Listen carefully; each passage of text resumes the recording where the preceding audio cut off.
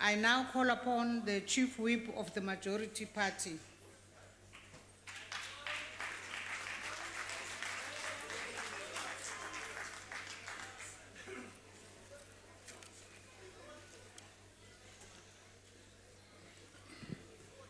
Thank you, Honorable Speaker.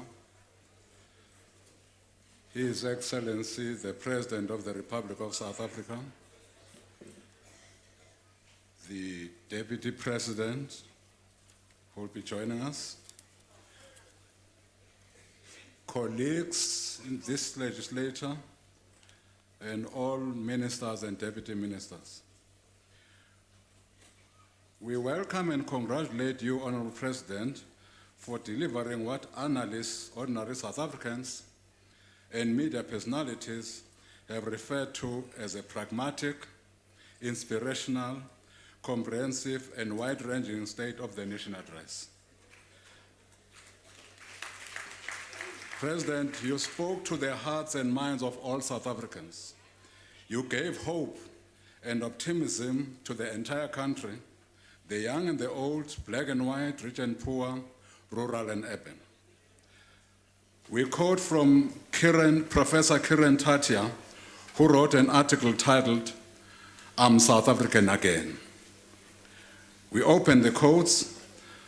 After watching and listening to Ramaphosa, I started to feel South African again simply because he acknowledged the importance of South Africanness. I watched the live stream of the State of the Nation address and waited for just one admission, that South Africa belongs to all who live in it. There was no continentalism or tribalism. It was all about South Africans, close quotes. Even some of our toughest critics, Honorable President, have welcomed your address. Veteran journalist Reddy Tlabi wrote, "Even the hardest cynics amongst us, the toughest adjudicator, must concede that Cyril Ramaphosa is very presidential, and it is a welcome relief that he demonstrates a grasp of the issues he talks about. He commands the space in Parliament and on the global space," with close quotes. Comrade President, these are some of the many positive reactions to your address to the nation last week. You accounted to the people of South Africa about what we have done in the past 5 years and presented the ANC's plan to further grow South Africa, and indeed, working together, we can and will grow South Africa. Comrade President, we are in full agreement that as we close the curtain on the 25 years of our democratic dispensation, we must take stock of the road we have traversed as a young democracy. We must celebrate our achievements, evaluate our missteps, and learn from our mistakes. Our 1994 breakthrough did not come from heaven. It came as a result of the sustained struggles waged by brave men and women who believed in the equality of all races. It is as a result of the pain of discrimination, the pain of segregation, the pain of oppression and subjugation, the pain of imprisonment, the pain of exile, and the pain of having your loved ones killed for just fighting for a just cause. The ANC has, through popular campaigns and mass action, earned its right as a leader of these struggles to rid our country of these injustices. Yesterday, we celebrated 29 years since the release of the father of our democracy and our icon, President Nelson Mandela, after serving many decades in prison. We fondly remember his inaugural words as the first democratic president of South Africa, where he said, we open quotes, "Never, never, and never again shall it be that this beautiful land will again experience the oppression of one by another and suffer the indignity of being the skunk of the world," with close quotes. In 1994, the ANC presented a plan that will put human rights at the epicenter of our democratic constitution. We committed to working together with the people of South Africa towards a better life for all. That plan is called the Reconstruction and Development Plan. In the RDP, we committed as a first priority to restoring the dignity of the poor and vulnerable majority by providing basic services such as access to housing, providing clean water, sanitation, electrifying homes, and providing free and quality education and health care, amongst others. Although some in the opposition benches would like South Africans to believe that nothing has changed over the last 25 years, the reality is that our ANC government has made great strides in bettering the lives of the people of our country. Our other ANC team members, to follow in this debate, will provide more detail on how we have vastly improved access to basic services, such as water and sanitation, electricity, education, and healthcare. In pursuit of our founding vision of a better life for all, our 2019 Elections Manifesto makes the following commitments. We will release land at the disposal of the state for site and service to afford households the opportunity to build and own their own houses. The rapid release of land is already being implemented in some ANC-governed provinces, such as Gauteng. We are fast-tracking land reform by implementing our resolutions on the expropriation of land without compensation. Parliament is already in the process of crafting a constitutional amendment to amend Section 25 of the Constitution to make it explicit that our Constitution allows expropriation of land without compensation. An hour ago, Honorable Togo Didiza was elected chairperson of the ad hoc committee tasked with amending Section 25 of the Constitution. We congratulate her and wish the committee well as they embark on this historic mission. Our government has already released a revised expropriation bill for public comment. Very soon it will come to Parliament, and we are confident that without any hesitation, that bill will be passed into law. We are also waiting a redistribution bill from our government, and we will be passing the Restitution of Land Rights Amendment Bill that is currently before the National Assembly during this term of Parliament. We will continue to prioritize the rollout and provision of water and infrastructure to ensure availability of clean water to all South Africans, particularly in villages and rural areas. In ensuring safer communities, the ANC will increase police visibility in our communities by increasing the number of men and women in blue. We will also target drug syndicates through the implementation of the National Anti-Gang Strategy and the revised National Drug Master Plan. Our matric pass rate has climbed substantially over the past 24 years. We have gone from achieving a 53.4% pass rate in 1995 to 78.2% in 2018. The highest ever since the dawn of our democracy. We thus congratulate the class of 2018, our Department of Basic Education, under the able leadership of Minister Enji Motshekga, and all stakeholders, including our hard-working educators, for this great achievement. Honorable Speaker and Honorable Chair of the NCOP, touching on the economic front, since 1994 we have seen sustained growth, tripling the size of the economy and improving the GDP per capita. The black middle class has grown significantly thanks to progressive policies by our movement on affirmative action, black industrialization, broad-based black economic empowerment, and gender equality. We welcome the economic activism demonstrated by you, President, through your pronouncements of plans to reinvigorate the economy, attract foreign investment, and create much-needed jobs, especially for our young people. The crisis at our power utility, Eskom, is a cause for concern, as it negatively affects our economic ambitions. We are nonetheless hopeful that our government will act swiftly to arrest this situation, especially the current episodes of load shedding. Honorable members and fellow South Africans, since President Ramaphosa took over the reins a year ago, he appointed a series of commissions of inquiry to deal with graft and corruption. Most important among these are the Zondo Commission, the Nugent Commission, the Mohoro Commission, and the Commission on the PIC. We must respect the work of these commissions and not have running commentary that seek to second guess what they are doing. As reaffirmed by the resolution of the 54th Conference of the ANC, where the ANC committed to decisively dealing with corruption both in the private and public sector, we welcome the President's announcement of the establishment of an investigative directorate dealing with serious corruption and associated offenses in accordance with Section 7 of the National Prosecuting Authority Act.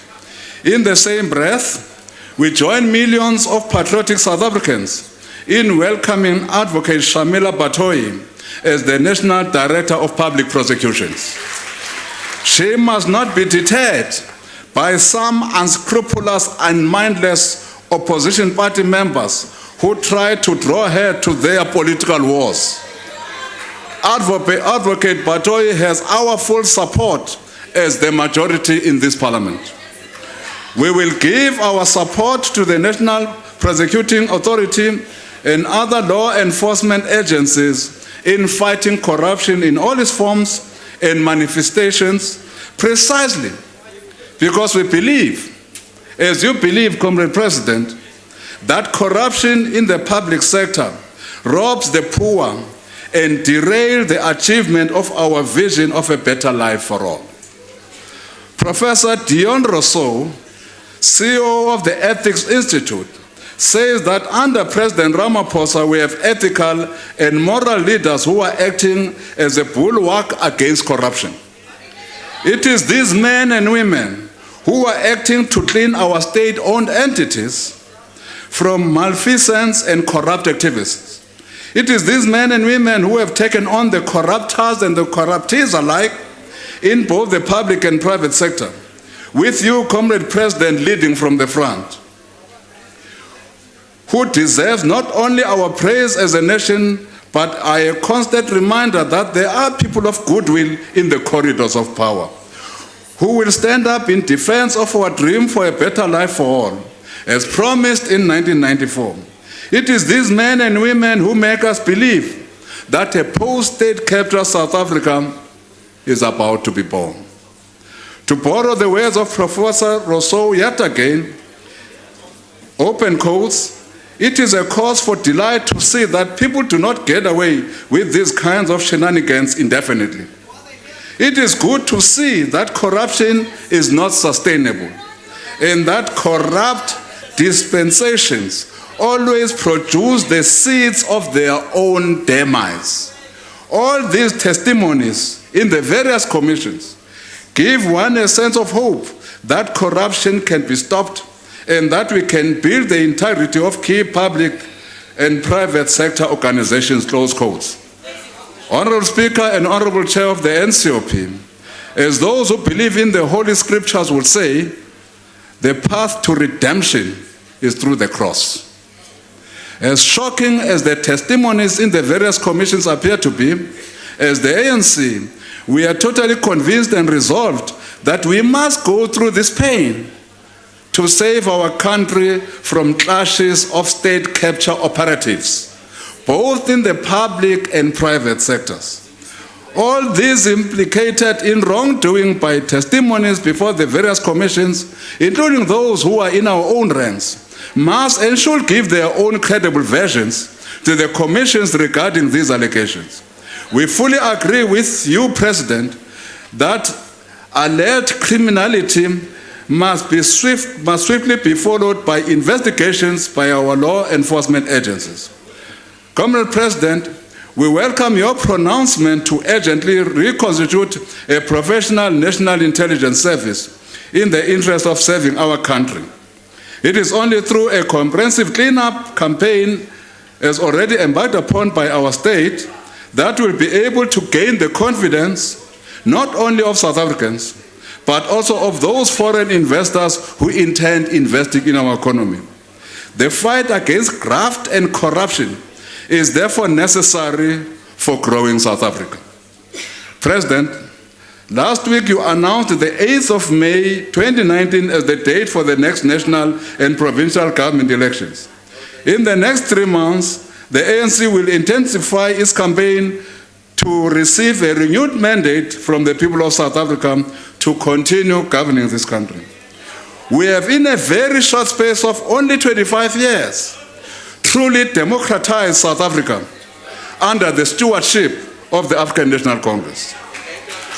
Our pursuit of a non-racial, non-sexist, united, democratic, and prosperous South Africa is what has guided and continue to guide our work as a governing party. The ANC is the only truly democratic political formation in this House. As all parties prepare for elections, it is only the ANC which has had a completely democratic and transparent process towards the selection of candidates for public office. The irony of a party which refers to itself as the Democratic Alliance, repeatedly silencing vocal black women is indicative of their true nature, which is a white male-dominated party only concerned with protecting and entrenching white privilege. The DA fronts black faces to pursue the agenda of white privileged minority to the detriment of black majority. Their latest victim, Patricia DeLille, who likened the DA to Animal Farm, where the white race is far more equal than the black race. In short, you are likened to a racist party. Another victim of DA racism is former City of Cape Town Chief Whip, Sean August, who said, open quotes, "My decision does not come lightly, considering the 2 years of struggle, discrimination, and double standards that have been subjected to by the DA," close quotes, proving that the DA remains the epitome of white male privilege. The common denominator between the DA and the alliance partner, the EFF, is that they are both male-dominated. The EFF is a two-man dictatorship where you are crook-dominated. Without due process for merely disagreeing with the dictatorship of the two. In fact, since 2014, the EFF has gotten rid of 19 MPs and a countless number of councillors. Last week, true to their attention-seeking behavior, they claimed that the ANC copied their election manifesto. A manifesto which has actually been characterized as the work of crude opportunists, which is incoherent and unimplementable. Senior Research Associate Imran Bukas referred to it as making widely outlandish promises and will bankrupt South Africa in a month, which in turn will lead to the printing of more money, resulting in an economic and social catastrophe in our country. They call themselves a government in waiting, yet behave like men children who go around beating up people. Just last week, an EFF MP, Marshal Dlamini, assaulted a police officer outside the National Assembly. We have been informed that the case has been opened in hope that he faces the full might of the law. We're going to beat you up in the Chief's Forum.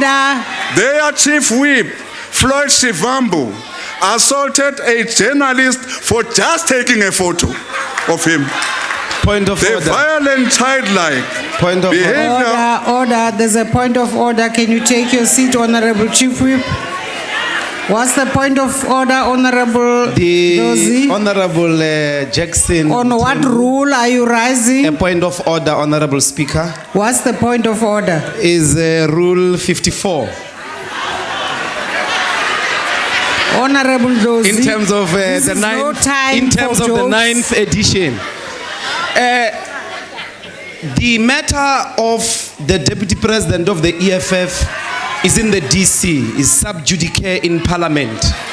The Honorable Jackson Mthembu should know that that he cannot take a conclusion, come here and mislead the country about an That's assault not a- that did not happen. Take your seat, Honorable Speaker. Ndlozi. That's not a point of order. Honorable Madam Speaker, Steenhuisen. I may only have a matric, but even I know this is a joint sitting, so it's a joint rules that we're using today. Rule 54 deals with the Joint Rules Committee. Perhaps you want to give the Honourable Ndlozi the right copy. I think it's the appropriate one because it's about the joint rules which he must go and read. It's not in the curriculum Honorable of a Ndlozi, please philosophy take your doctorate. seat. It's not in the curriculum of a philosophy Take your doctorate. seat, Honorable Ndlozi. Please proceed, Honorable Chief Whip.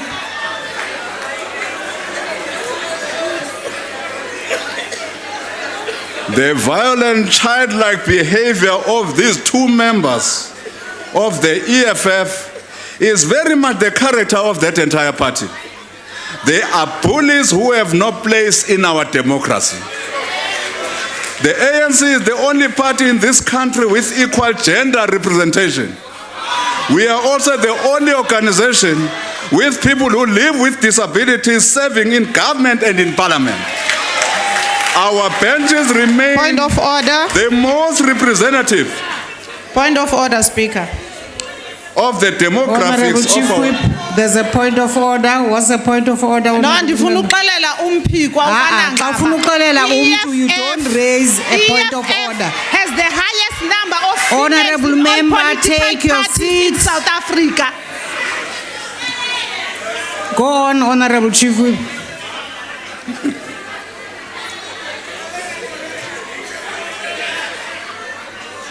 Our benches remain the most representative of the demographics of our country.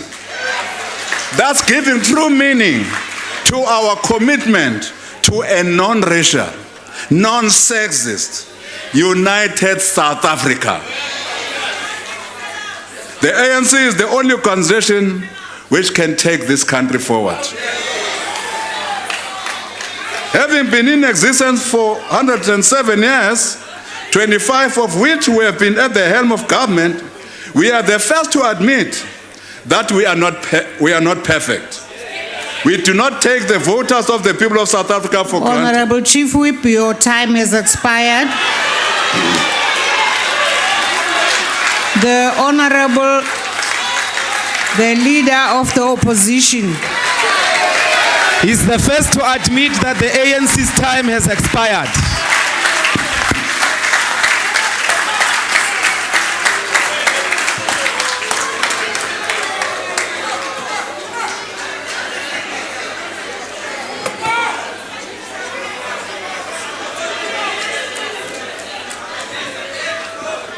Honorable members, can we have some order?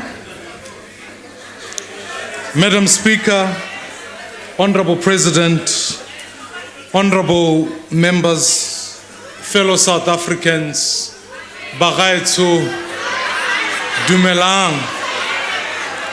You know, Mr. President, I am deeply flattered when you said that we should join a band together, as you said on Thursday. But I'm not sure it's going to work out well, because what remains true is that you much prefer to sing the ANC's tune. I much prefer a tune that's in tune with the people of this country. So, honorable members, I have spent a lot of time on the road in recent. I have been going across to meet our people, kokasi tukasi, discussing the many challenges of our people. On one recent stop, Kotiploof, Kosoweto, my visit coincided actually with ANC campaigners. And as I was speaking to a group of young people who were selling meat, one of them pointed to the ANC campaigners and said to me, "Skatele abo agrizi." We are tired of agrizis. This was a young man who was angry, who was frustrated. He knew instinctively, like the many millions in our country that had been robbed by the corruption of this government here that sits on my right. All what he desperately wanted was a government that could do the basics, a government that could keep the lights on, that could keep the taps running, help small businesses like his to succeed and help put young people to work. From Kasi to Kasi, from Dansane to Mlazi, many young people are making the same cry. They want change and they want it now. They are tired of their communities becoming dormitories of unemployed labor. They're tired of empty promises. They want action. They're tired of talk shops. They want action and they want it now. But instead, Mr. President, on Thursday, you asked our young people, you said to them, watch this space. That's what you told us several times during your Sona address. But that's all you've been doing in the past decade.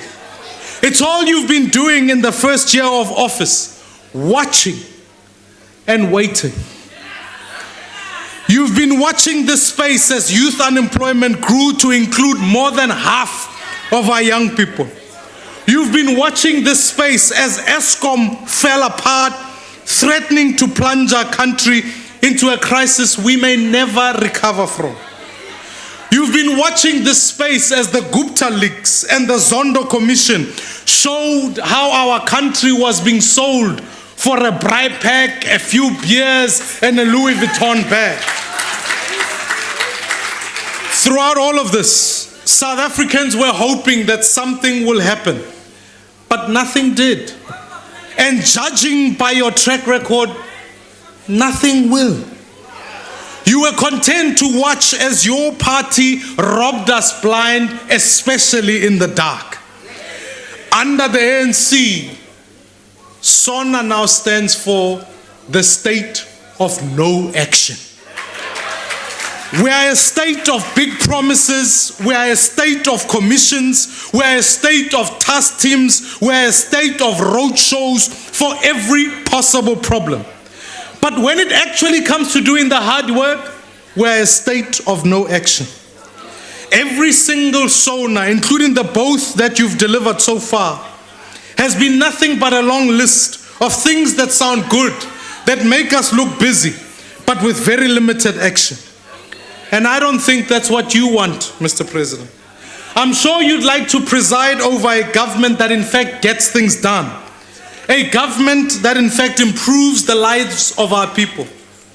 But you don't. You preside over an ANC government that can't and won't act. Across towns, across cities, across provinces, our state is being looted by your party.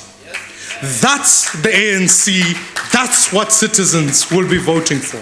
Mr. President, it's very clear. It's them who are in charge, not you. That's why you love spending time overseas, because there the ANC is not around.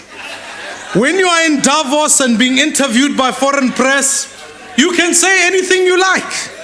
But when you come back home, ANC yabo Mabuza, yabo Muhumapelo, yabo Mahashule, that's the ANC that's in charge. The honorable member may have to refer to the deputy president in an appropriate manner. He cannot just call members as he pleases. The honorable leader of the opposition, please do address members of the House appropriately. Fair enough. It's the ANC Abu Makhashule and Deputy President Mabuza and Mahuma Pelo. And yes, it's the ANC of Jacob Zuma. That's who's in charge. We all know that the ANC disagrees with you on almost every policy. For them, they believe in the nationalization of land, the nationalizations of mines, and the nationalization of the Reserve Bank. We all know that you weren't joking when you said of Mr. Makhashule, this is my boss, the real boss. Without him, I am nothing. Mr. President, we judge a man by the company they keep, and those are your real friends, Mr. President. Like too many South Africans, I want to believe your Sona address, but I know you're not in charge. And because of this, all you can do is offer us a revision, while our country desperately needs a new vision for change. Honorable President, we all know our economy needs a dependable energy supply of electricity if it's going to grow. I'm sure you'd like to unbundle ESCOM, but you know, like I do, as you've promised the last 10 years, that your ANC-aligned unions will not allow you to do this. I'm sure you'd like to reform our failing education, but I know for a fact that your colleagues at SATU will not allow you to do this. I'm sure you'd like to have people like Angelo Agrizi and his Bosasa colleagues take the fall. What the ANC will not allow you to do is to arrest people like Dudumieni and Honorable Nomvula Mokonyane, who should by now have been arrested.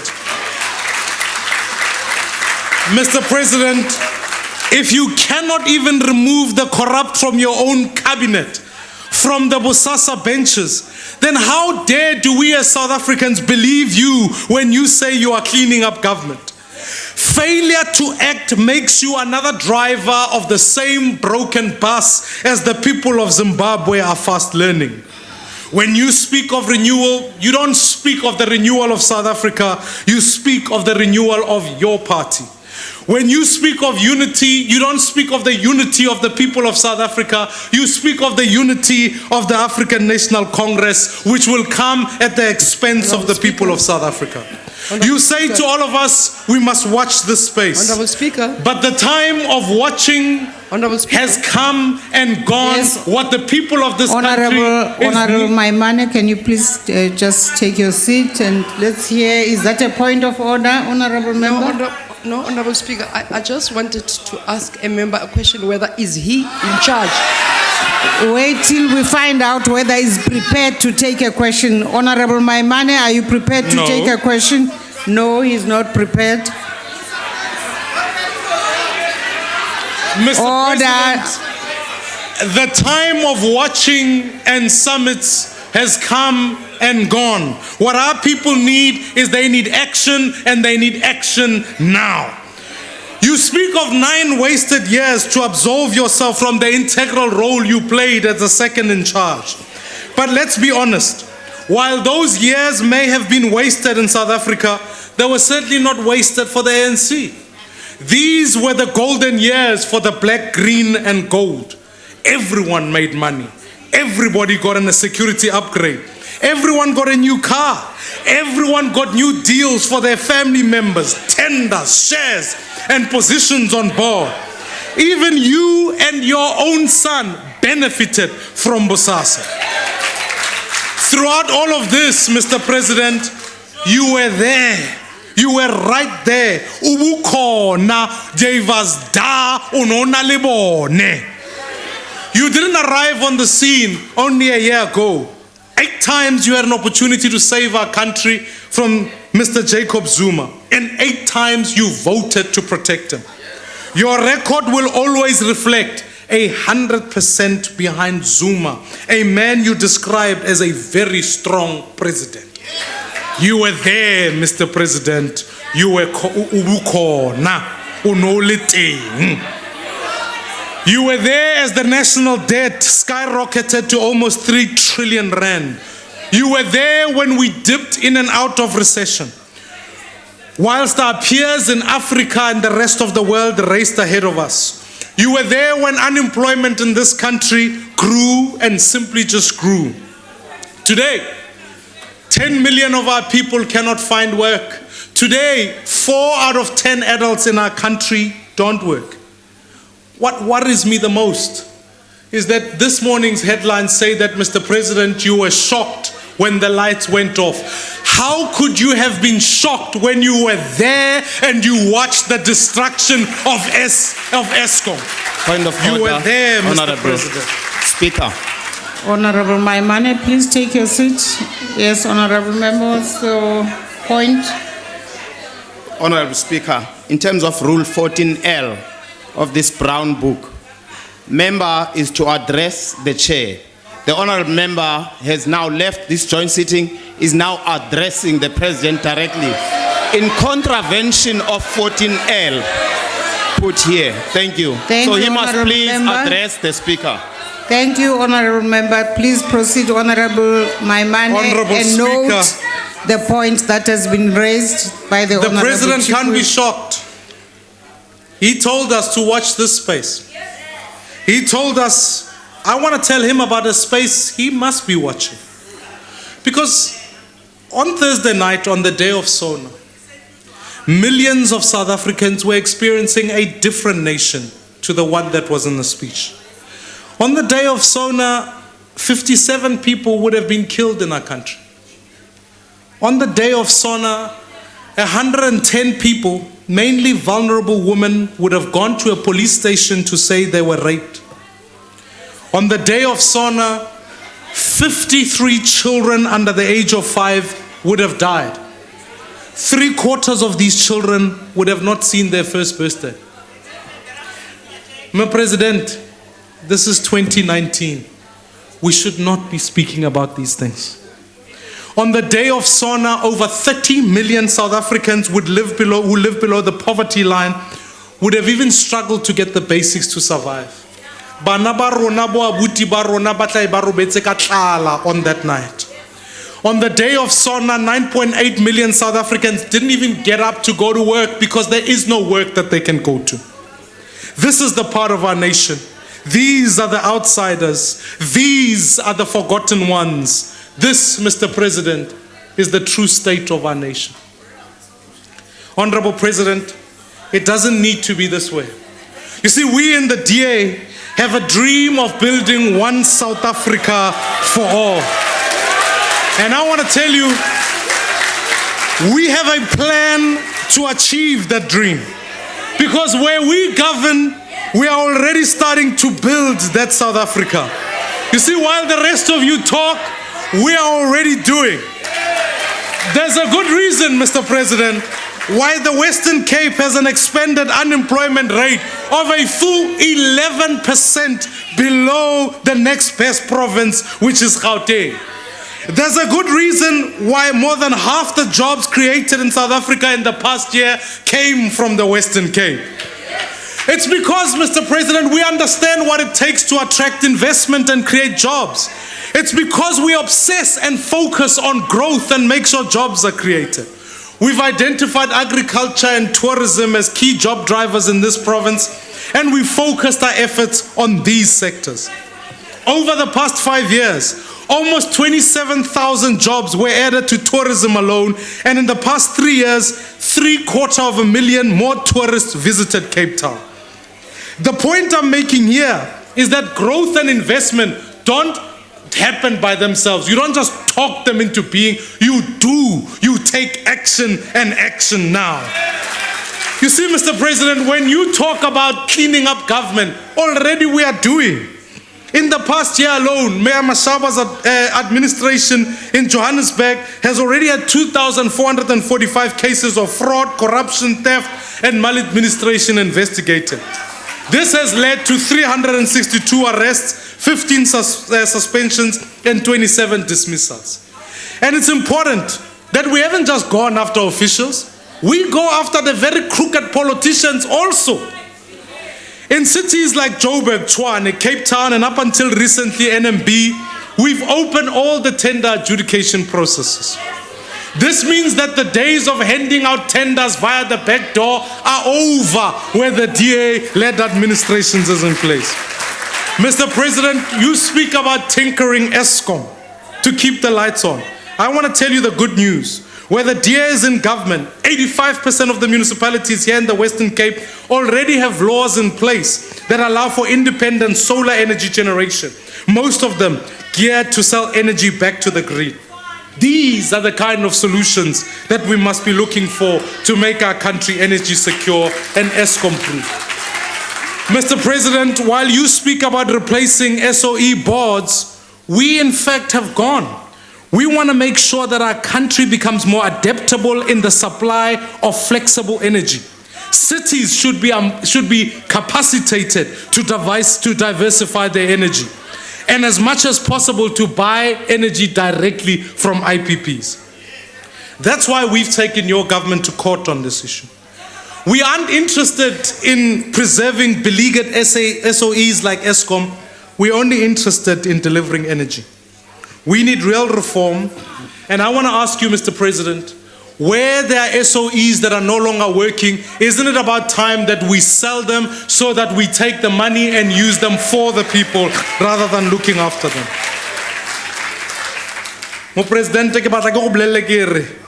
In the city of Johannesburg, Mayor Mashaba's administration has already put 700 million rands towards capital expenditure in the recent budget. This money will be spent on electrification of informal settlement, upgrading council flats, and replacement of sewer lines. I want to tell you, in Tshwane, we inherited a deficit of over R1 billion, and in 1 year in office, we've already turned that into a surplus.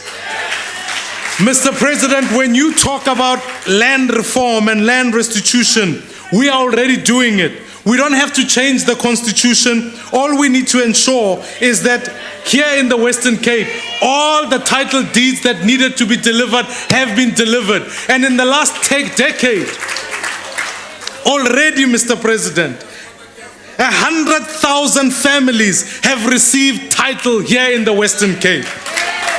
Yesterday alone, Sipho Hadebe, Moses Sithole, Pablo Maketa received their title for the very first time in Johannesburg.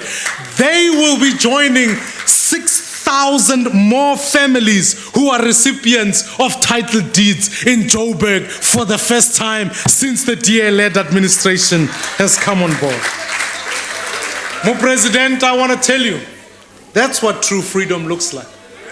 That's when people can leverage their assets so that they can pass them on to future generations. Imagine what we could do when we take over this country and give to more South Africans. Honorable President, our country needs action, but it must be the right action. You see, your party wants the state to be at the center of development. I want development to be revolved around the people of this country. You want to maintain the rigid labor laws that protect those already on the inside of the economy and keep the rest locked out. What I want is to break down those walls and create access for work opportunities for 10 million more South Africans. Mr. President, if we want special economic zones to work properly, let's give incentives to cities so that they can drive development of jobs. You see, Mr. President, you want to look after a few politicians by giving them more money on VIP security. I want to give that money to the South African police so that they can protect our citizens. You want those in the ANC's leadership to be absolved from facing the law. I want every man and woman to stand equal before the law in this country. Mr. President, it's been 29 years. Honorable Maimane, please take your seat for a little. Yes, Honorable Chauke. I thought that, Speaker, you'll definitely assist here, that we're dealing with a leader of a party that is democratical. Why is he using Honorable the word Chauke, I all the please. time? I. Honorable Chauke. The rest of the members there. I. Honorable Chauke, take your seat. Thank you very much. Please proceed, Honorable Maimane. Mr. President, it's been 29 years almost to the day since Nelson Mandela walked out of Victor Verster prison. He told us the South Africa he wanted to build must be built on the foundations of human rights. Yet I find it strange that your party would sound with people like Emerson Mnangagwa and Nicolas Maduro. I stand with the people of Zimbabwe and Venezuela and their rights. This is the change South Africa needs. Not because we hate the ANC, but because we love this country even more. And the ANC is simply incapable of delivering that dream that President Nelson Mandela had. You see, there's a great Greek philosopher who says this: character is destiny. What they meant is the fact that you don't build your reputation by what you are going to do, you build it by what you've done. And when I look at the last 5 years, both yours and those of your party, I know that we desperately need change, and we need it now. We've seen the character of your party. It will not lead us to where we need to go. That's why this May election is a referendum on this government. We cannot have another 5 years of unemployment, of load shedding, and of hopelessness. We need a different change. And fellow South Africans, I am here to say that we can unite black, white, Indian, and colored to usher in a change that this country so desperately needs. That change, Mr. President, can only come from the DA. I am the man in the arena, Mr. President, and I have an agenda to reform this country. It will be an agenda that will deliver the dignity to all South Africans. Our plan, Mr. President, is to put a job in every home. Our plan is to ensure that we champion entrepreneurs and micro-enterprise as heroes who fight unemployment. Our plan will make sure that the cities in this country are at the forefront of economic growth. Our plan will prioritize education for our children, not by giving them tablets, but by training each and every one of our teachers. Our plan will make sure that we have a small and efficient government where everyone who is implicated in wrongdoing cannot serve in cabinet, cannot serve in any legislature or in any parliament, Mr. President. We want to make sure that our civil servants are the most qualified, not those who are linked to your party as your policy of cadre deployment. I'm speaking about true change. And Mr. President, when I met those young people who got Diepkloof, I made them this promise. I said if they play their part in the May election, I will make sure they no longer have to put up Naboa Grizi. I will make sure that that's a promise that we keep. And so, Mr. President, the most important moment on your speech on Thursday was the announcement of the election date. That's what really matters to the people of South Africa. The power to vote out a government that has stolen from them and hire one that will bring change. Change you can believe in, change that has already begun, and change that will build one South Africa for all. President Ramaphosa, 8th of May, watch that space. I thank you.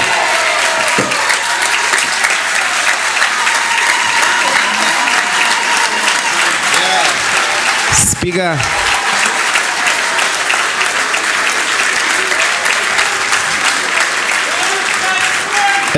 On what point could you be rising, Honorable Ndlozi? Sorry, Speaker. Siyakodola, man. This aircon is racist.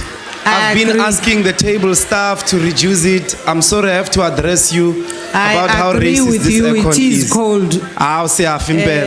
Mr. Kaso, please do something about the temperature. We now call upon the Honorable, the Minister in the Presidency, responsible for planning, monitoring, and evaluation.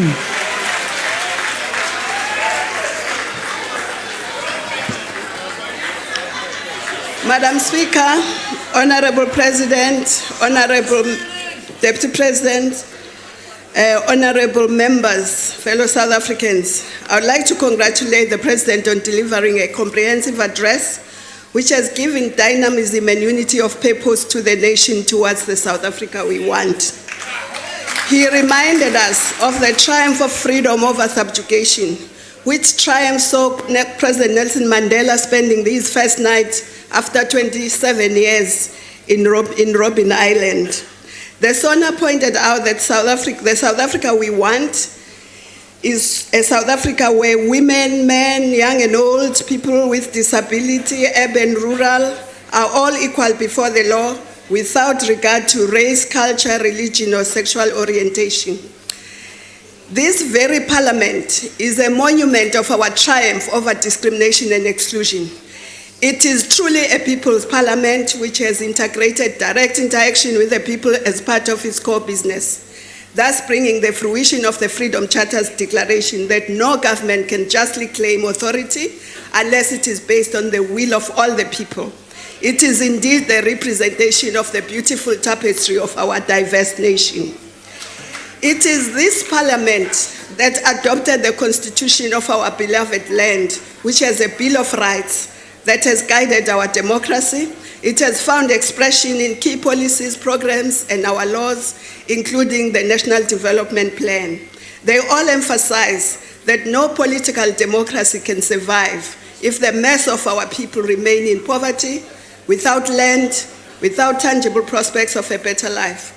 At the heart of all our efforts, therefore, in social transformation, for whatever investments we have made and we will continue to make, is directed at changing the quality of lives of our people. As part of the global family of nations, we are integrating Agenda 2063 and Agenda 2030 in our plans of the South Africa and the Africa we want, which is prosperous, peaceful, driven by its own citizens, and representing a dynamic force in the global arena. This is the promise of our nation and continent. Madam Speaker, the President calls upon us to reflect on whether over the past 25 years we have built a society wherein the injustice of the past no longer define the lives of our present. That reflection must contextualize our challenges and achievements in 25 years against 342 years of subjugation. We ought to celebrate the achievements we have made despite this adverse past. The ANC has built a caring culture based on the principles of Batupili over the past 25 years. As Tata Mandela once said, there can be no keener revelation of a society's soul than the way in which it treats its children. That is why one of the first international agreements we signed was the UN Convention on the Rights of the Children in June 1994. In so doing, we established the principle that our children must have the first call on our resources. Consequently, the ANC-led government introduced free health care for pregnant mothers and children under the age of 6 within the first 100 days of it coming into government. It also has provided micronutrients to all women so that we can ensure that all newborn children are healthy and strong. And the introduction of universal access to ARVs to 4.5 million South Africans, thus almost eliminating mother-to-child transmission of HIV. We have moved from 70,000 babies dying from HIV through mother-to-child to 4,000. These positive contributions have also decreased the maternal mortality from 200 in 2005 to 134. And of course, infant mortality from 53 per 1,000 births to 23. Life expectancy has significantly increased from 54 years in 2005 to 64.2 years in 2017. Indeed, we are putting our children first through the comprehensive First 1,000-Day program, which provides psychosocial, nutritional, and parental support, all of which are crucial in the cognitive development of a child. We have also increased access to clean water to 88% of our people, which was less than 60% in '94. And we have increased access to electricity to 84.6%, which was only 36% in 1994. In line with the Freedom Charter, we have ensured that there shall be houses, security, and comfort to all by building 3.2 million houses since 1994. We remain unwavering in our commitment to restore the dignity and livelihoods of our most vulnerable, which is why we have increased social grants recipients from 3 million in 1994 to 17 million.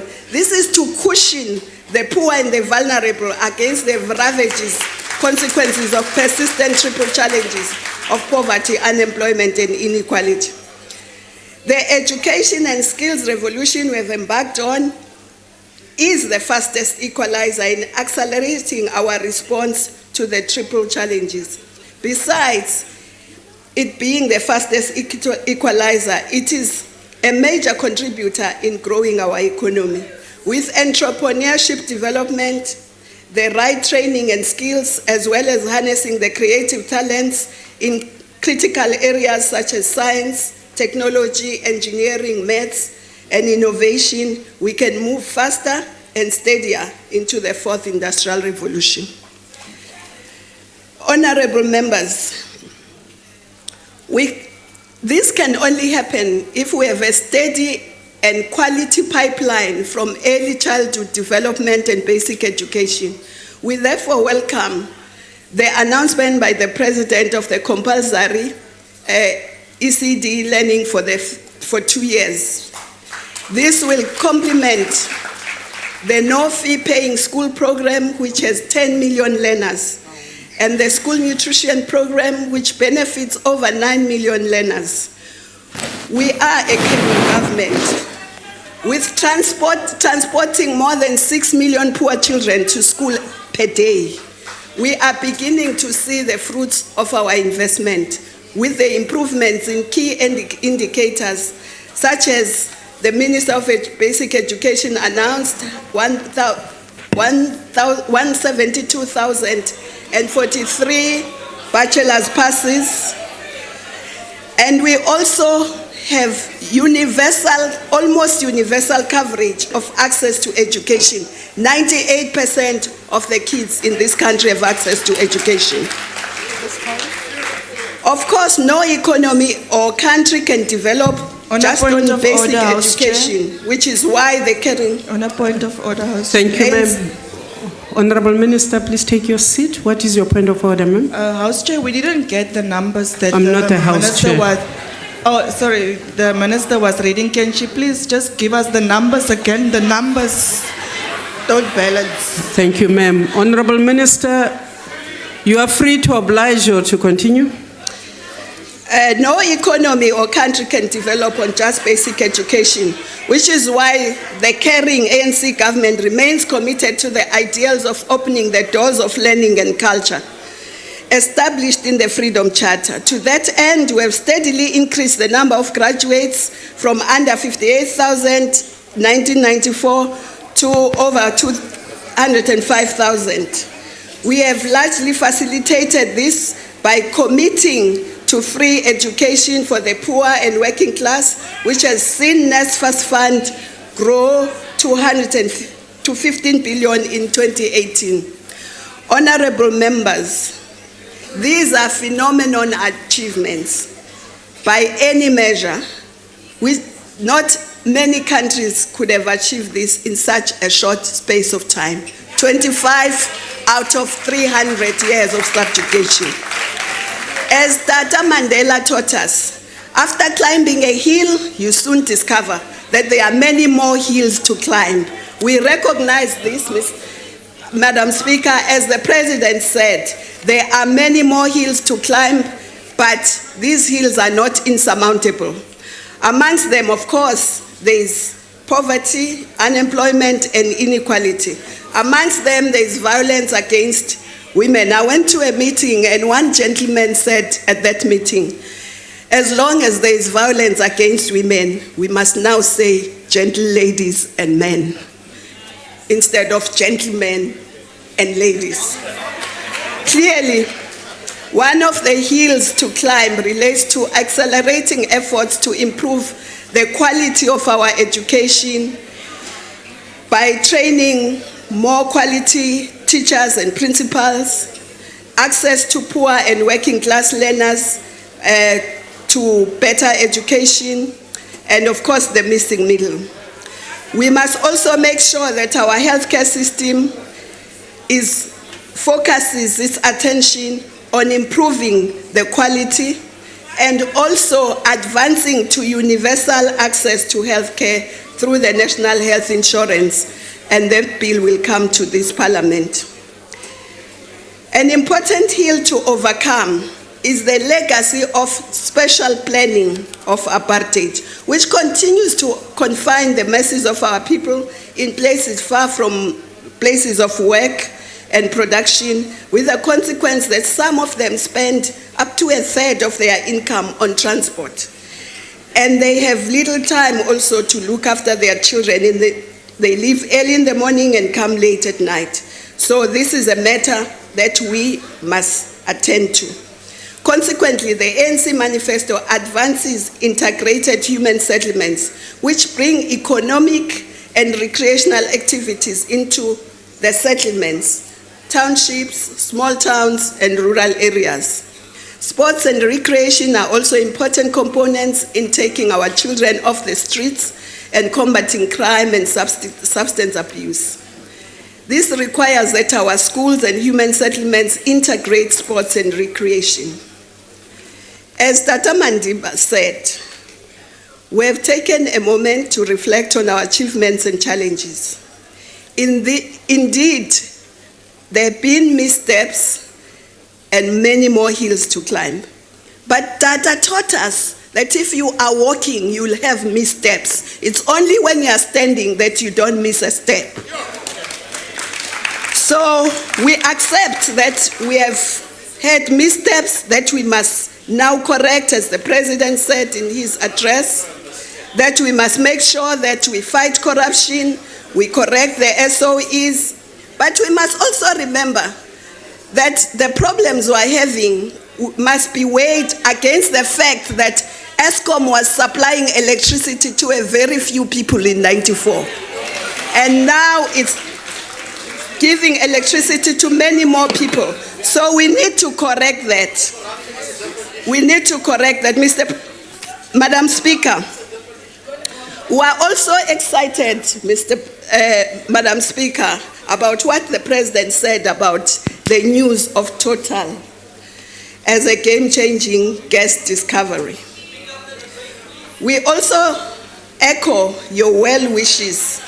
We would like to suggest, Mr. President, that some of those profits that will come from that should be channeled to a catalytic sovereign fund so that this generation and future generations can benefit from our finite resources.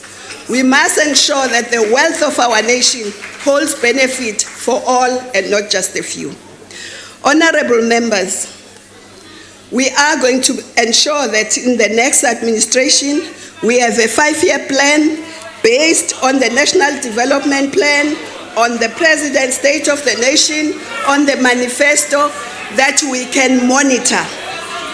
And in monitoring the implementation of that plan, we will make sure that we don't treat our people as passive recipients of delivery, but they must make sure that they become active participants in their own development. Madam Speaker, these gains that our country has made need to be celebrated, but we must be inspired to do more in the future. Madam Speaker, I think there is a difference between what the ANC says in giving people land than in giving people title deeds for houses they grew up in. So people want land, not a piece of paper to say this house where you grew up in is yours. You know it's yours, you live in it. So that can't be the plan. The plan is to give land to our people.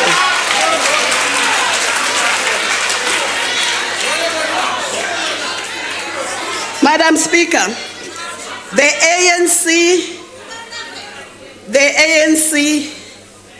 on the 8th of May is going to get the majority. We are going to win the elections because we are very honest. We say We will tell our people what we have achieved. Order. We'll tell our people where we have gone wrong. And we'll tell our people what we are going to do. Order. Madam Speaker, as I conclude this debate, I want to conclude. There is too much noise. Order. No, honorable members. You are allowed to heckle, but you are drowning out the speaker on the podium. No, you're not allowed to do that. You're not allowed to do that. Please proceed, Honorable Minister.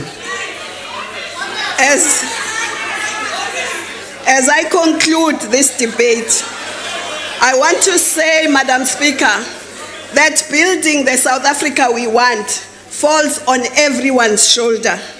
We must all make sure that we build that South Africa we want. And we must know that man's dearest possession is life is given to him once, and he must live it so as to feel no torturing regrets for wasted years, never knowing the burning shame of a mean and petty past. Thank you, So Honorable Minister. That dying, we might say, Thank you, ma'am. all my life, all my strength were given to the finest cause in the world, the fight for the liberation of humankind. Thank you. Thank you, ma'am. The Honorable Malema.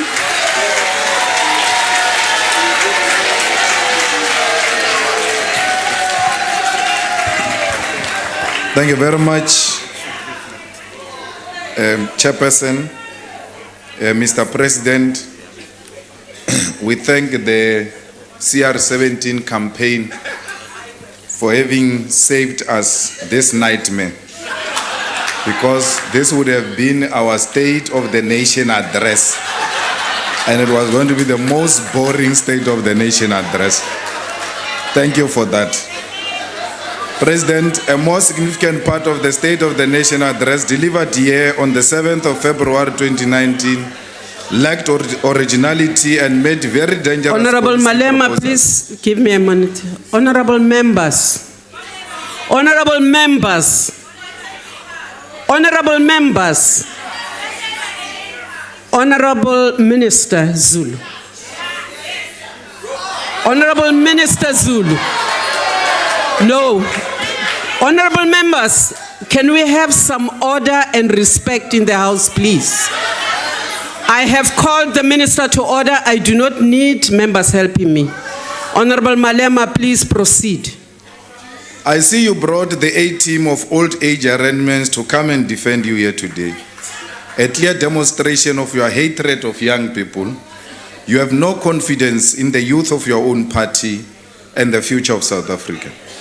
Let us start with the dangerous proposals that you have made here, and I caution you that you will soon become the enemy of the people and workers if you go ahead with some of the proposals. The first proposal is your intention to unbundle, break down Eskom with the aim of privatization of some components of the utility. You have already started the privatization of Eskom power generation because effectively independent power producers are privatization of Eskom. It is a fact that at the center of Eskom's problems are the power purchase agreements which force Eskom to buy power at an unaffordable and impractical prices through irrational business model. We know that your friends such as Trevor Manuel through Old Mutual and your relatives through Patrice Motsepe stand to benefit from privatization of Eskom. We want to tell you here that Eskom will not be privatized and there are not retrenchment that are going to take place. If you proceed to privatize Eskom, be rest assured that we as the economic freedom fighters will seriously confront your government and IPPCs because they represent capitalist greed and obsession with money at the expense of our people. The President did not give a thorough diagnosis of the challenges that confront Eskom, but has a remedy that will benefit his friends and family. Your diagnosis deals only with the financial aspect of the crisis, and you don't provide structural and strategic diagnosis of the asset. Mr. President, You have Chairperson, completely point of abandoned order. politics to impress white monopoly Chairperson, capital in lapha kwakho apha particular right kwakho. and the West and Point of America. order. Honorable Malema, please take your seat. There is a point of order. Absolutely, Chairperson. I think that it is clear that we may not allow in the joint sitting that aspersions are cast on the president.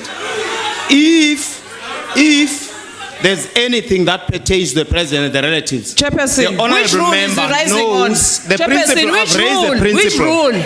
I've Which raised- rule is he rising on? Who do you Please think you take are? your seat, Who do you think honorable you are? You member. can just rise and talk. This is not your house. Sit Honorable down. member, I did not recognize you. We ask- Honorable member, please. I had not recognized you. Please desist. Honorable member, get to your point of order, please.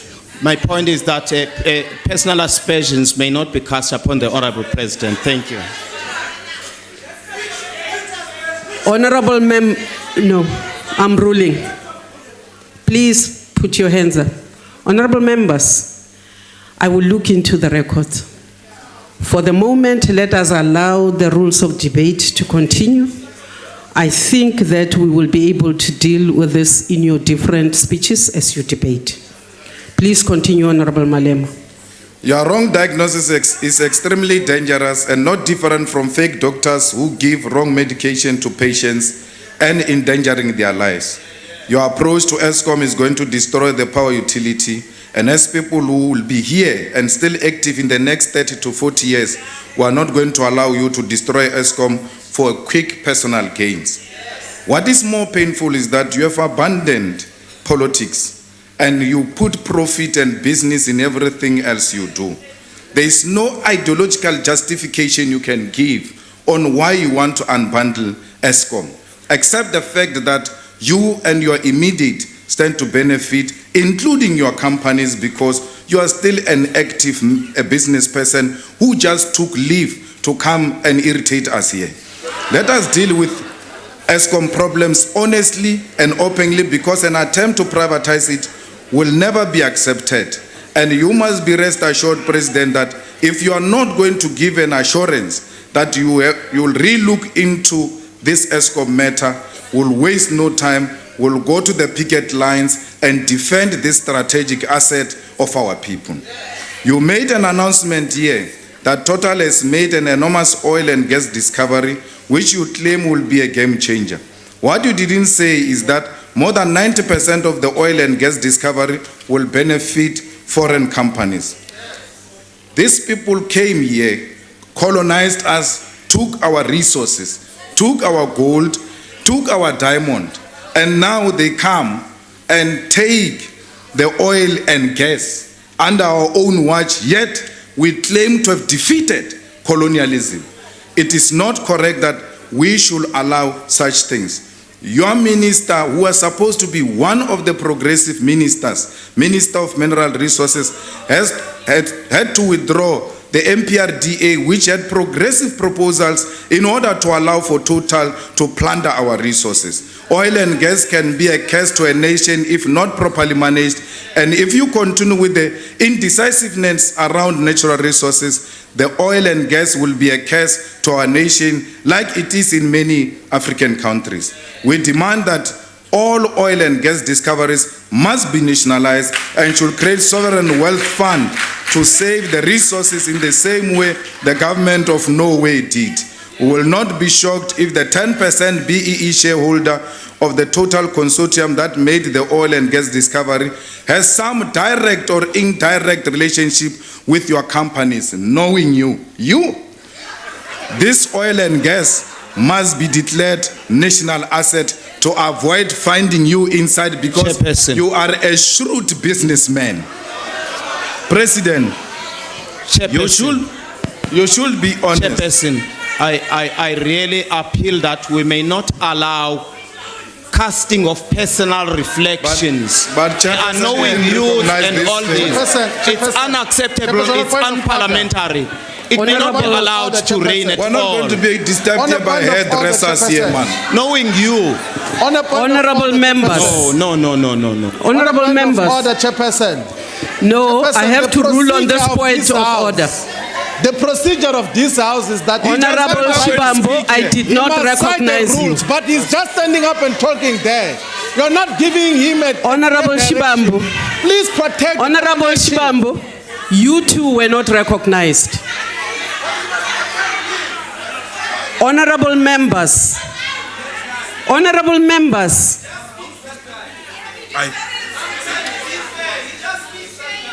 honorable members, Honorable Malema, please continue sitting down, I'll call you.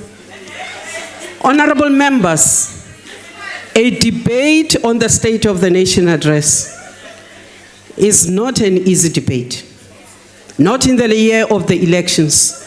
Members will say whatever they say. Members must engage with the debate. Yes. Yes. However, members must also be careful that in the debate, you do not cross the fine line which protects your freedom of the speech in the House to that of being personal without proof. Can we agree that we will respect, we will debate, and have a healthy debate which each and every speaker on the podium will be allowed to do? Honorable Malema, please proceed. House Chairperson. Honorable Steenhuisen, you. In terms of Rule 14L, I agree with your ruling. But what we can't have is opposition members being interrupted continuously by members trying to inject the National Assembly rules into the sitting. This is not the National Assembly. The rules the members jumping up and down on don't apply. But I agree with your ruling, but can we please ensure that this harassment of opposition speakers stops? Thank you, sir. Please proceed, Honorable Malema. Mr. President, you must never be impressed by this type of conduct.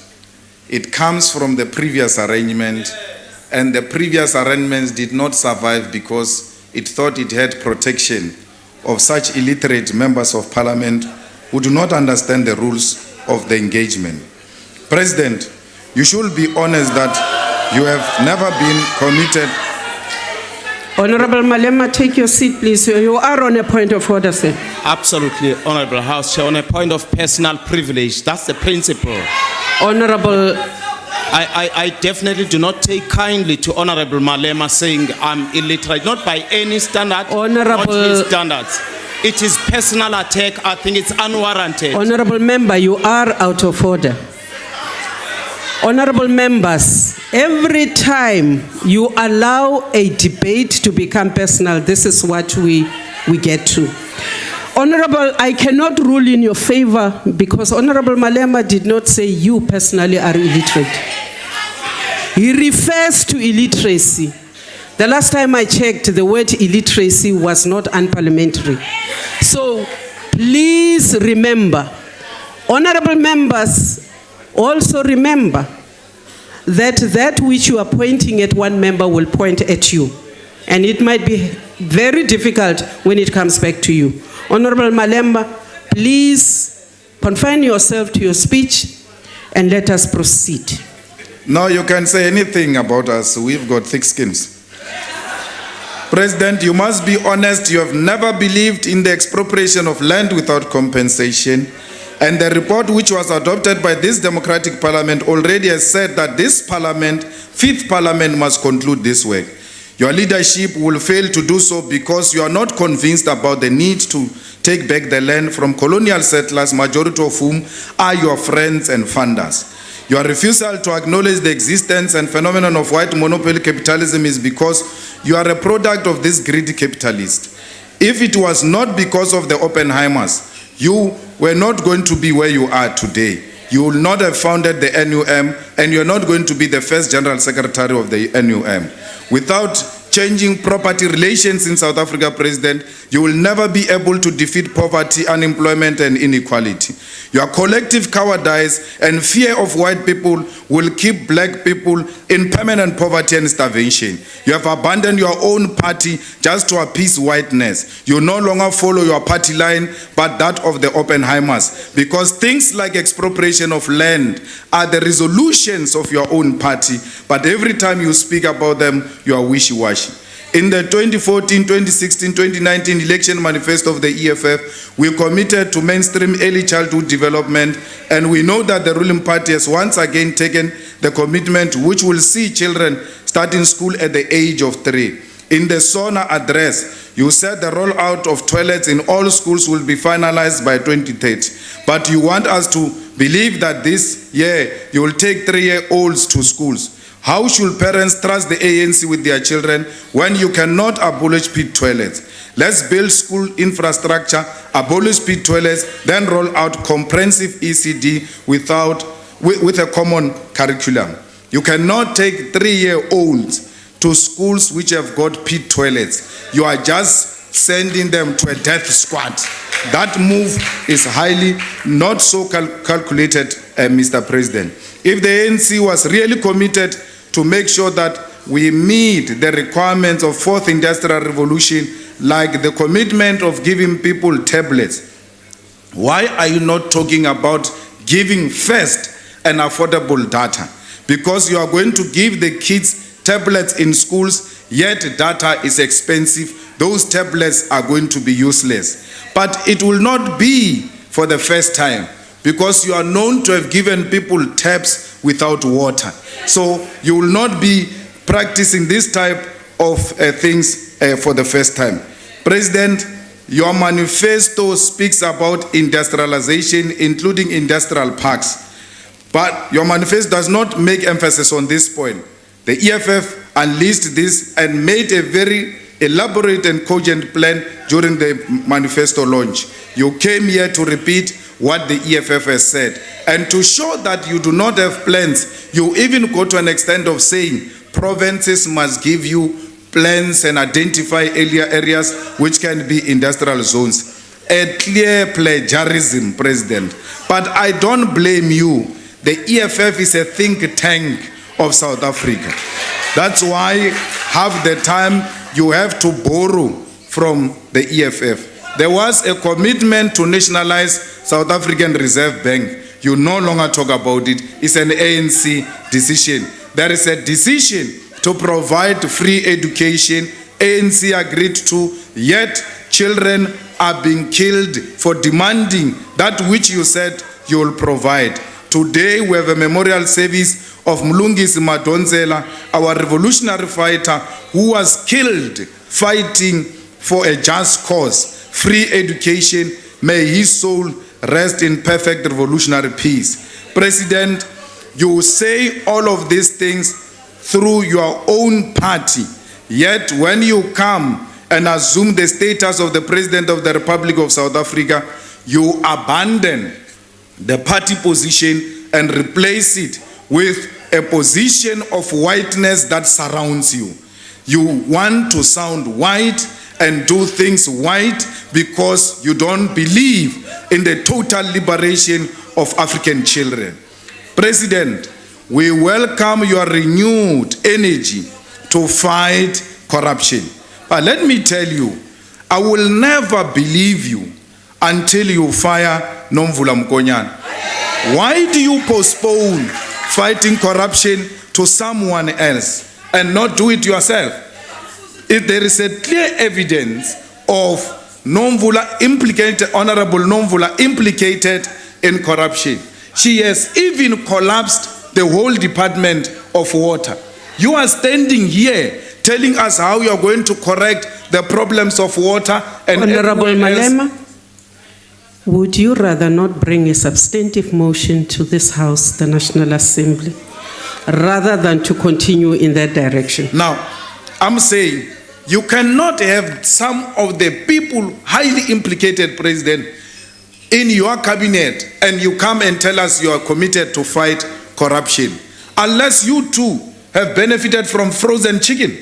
If you have eaten a frozen chicken, then you will be scared. Unless Nomvula has got something we don't know on you, because Honorable there's Malema, clear evidence that Honorable she's Malema, involved in corruption. Honorable Nomvula Mkonyani is a minister of this House. Honorable Nomvula Mkonyani, the minister. She's in a wrong place. She's not supposed to be here to start with. So, President, can't you address the ANC caucus and ask them to take a very clean example from Vincent Smith. When Honorable Vincent Smith was accused of corruption, although he did not leave Parliament, but he recused himself from serious responsibilities because he knew that his continuation of occupying that office will make people to lose the aim and the purpose of that committee. Why can't, we're not saying they are guilty. Why can't Honorable Nomvula resign to a backbencher or to go and work from Lituli House and say, let me save my party and the state of the Republic of South Africa and go and clean my name? Honorable Vincent Smith did exactly that. He's not from the EFF, but that's an honorable thing to do. When you are accused, you assume lesser responsibility to give yourself sufficient time to deal with allegations leveled against you.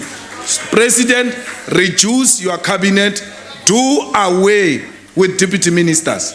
There are so many deputy ministers sitting here, I don't even know them. And I think that where you introduce a deputy minister, you must justify it. Why? Why should there be a deputy minister of communication, for instance? Why should there be a deputy minister of small business, for instance, or the Department of Small Business itself? Why can't we merge education, science and technology together?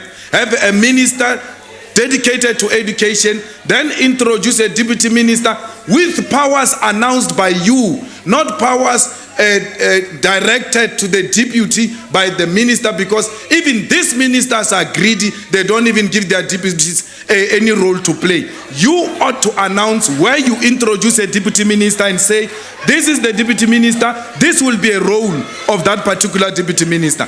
You've got too many deputy ministers for patronage, for factional reasons. You've got too big cabinet for no reason to balance dynamics and factionalism at the expense of the taxpayer. President, my advice is very simple. Reduce cabinet, have it small. People like Honorable Jeff Radebe, I have nothing personal against him. Yeah, he has stayed for too long, from 1994. Anyone who was there during Mandela's era must be put aside. And then let the young blood come in, people with energy. I have nothing wrong with Minister Naledi Pandor. Schools, people are being killed. Universities are burning. She's nowhere. What are we going to see? We're going to find General Begitele, the one who's fighting the protesters. The protesters are not looking for police. They are looking for a minister of education to go and help them. We have seen Begitele everywhere. No ministers, minister of housing. People are marching for houses. There's no minister of housing. And when you look at who's a minister of human settlement, the person that by just appearance, you can see this one will never go to any protest, this one. So we cannot have such people in positions of responsibility. Minister, get young people. President, get young people, get energetic people. They may not be young, but let them be like Begitele, be at the picket lines, listen to our people, resolve their problems. That is the type of a small cabinet we want to see when we come back. And that cabinet will happen under the government of the EFF, which is going to expropriate land and give jobs to our people. We make no apology about expropriation of land without compensation. We mean it. It's not a campaigning tool. Thank you, it's a non-negotiable cardinal pillar which we are prepared to lay our lives for. Expropriation of land without compensation will happen in our lifetime. Thank you. South Africa, 8 May, vote EFF. Thank you.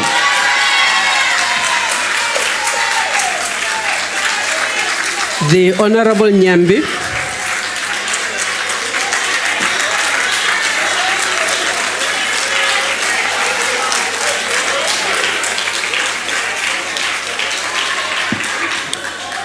Sihlalo wendlu yetifundza lohloniphekile somlomo wendlu yavelonke mhlonishwa mongameli welive Mhlonishwa sekela mongameli, malunga lahloniphekile, tihambeli tethu letihloniphekile. Kuyinvokoto kimi kuniketwa lelithuba. Mhlonishwa mongameli, kunesisho sesindvu lesithi uqala kube mnyama kakhulu ngembi kwekuba kuvele kukhanya. Silicembu la khongolose sikusho kugcwale umlomo ukuthi inkulumo yakho yebunjalo belive ishaya khona. Ingumhlahlandlela losiyisa ngqo ekukhanyeni ngaphandle kwekungabata. Noma bangatsini siyaqhuba mongameli. Fellow South Africans, as ANC, we fully support and endorse the State of the Nation address as presented by His Excellency President Ramaphosa. President, I think you have mastered the wise words of Dr. Davis Cormack, who said the following: without vision, there is no direction. There was clear direction in your speech. Without direction, there is no purpose. There is purpose in your speech. Without purpose, there are no targets. There are targets in your speech. Without targets, there are no priorities. There are priorities in your speech. Without priorities, there are no plan. There is clear plan in your speech. Without a plan, there is no hope. There is hope, President. I've strained every brain cell trying to make sense of what my colleagues from the DA had to say, but I really feel that they are just enjoying the comfort of opinion without the discomfort of thought. It would have been in response to the DA when Chairman Mao, quoting Confucius, who was a Chinese philosopher, teacher and politician, had this to say, open quote, "To know what you know and what you don't know, that is true knowledge," close quote. You will not pretend to know things you do not know. Had you taken time out to heed Mao's wise counsel, the strategic objective of our revolution was not only lowering the apartheid flag and its replacement by the new one. Instead, it was and remains the destruction of all relations of inequality that were the pillars of apartheid society. This objective is yet to be reached, and that is the reason the ANC is called a liberation movement. The history of humankind is a history of migration. Since time immemorial, nations of the world have been built through the movement of people from one part of the world to another. In our case, the evolution of South African languages, culture, beliefs have followed similar trends. The majority of our languages and culture, if not all of them, are an outcome of relationships built through combinations of different ethnic groups from diverse backgrounds. We are called upon to embrace each other as people, irrespective of our origin. Honorable Chairperson, this important natural process was interrupted in our country by the introduction of apartheid. That is a fact. These barbaric backward machinations contributed in deraying the making of a nation with common destiny. I can say without any fear of contradiction that this intermission has sidetracked this country from progressing to a level of common language, heritage, and culture. The construct of our nation will not be complete unless we work tirelessly and vigorously to dismantle these artificial boundaries. This apartheid spatial planning model ensures that as a country, we will find it difficult to forge an inclusive society capable of uniting our people behind a common vision. Now we have an opportunity to right the wrong of apartheid. We thank you, Mr. President, for announcing good, bold steps that we ensure we just do exactly that.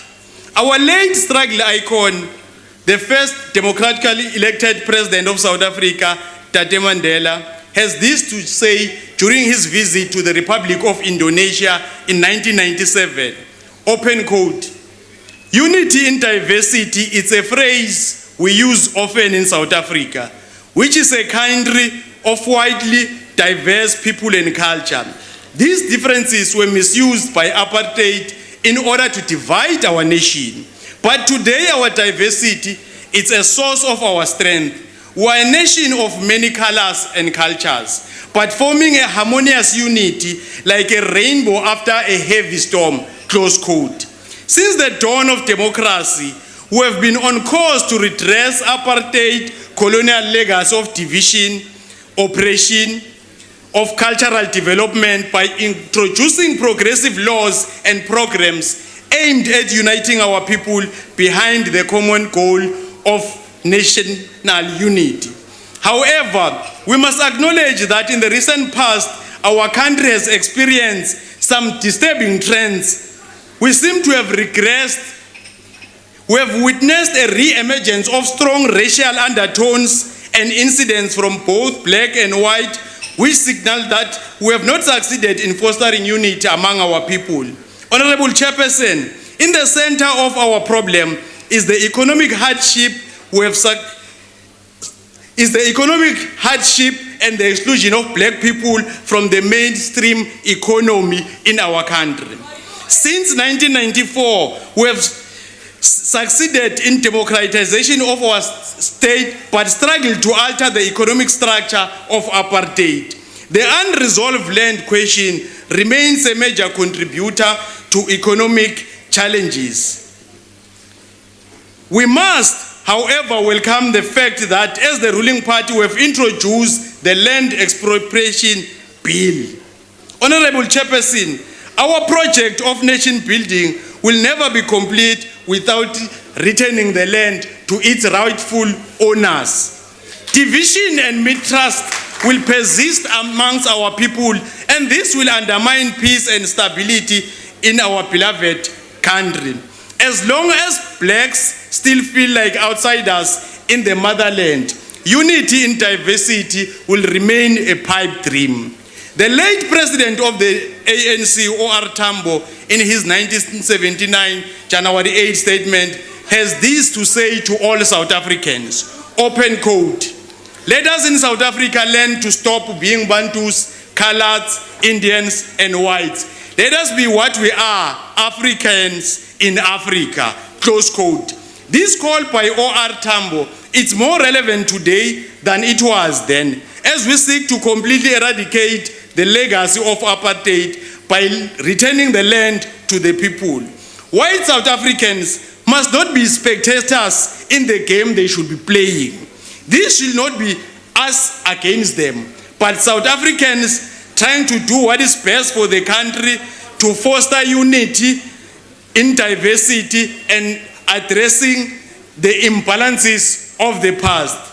Today's debate must serve as a reminder to all of us that we come from a painful past, and to allow our country to regress to level of how apartheid divided us will be a betrayal of all those men and women who laid down their lives fighting for a non-racial South Africa.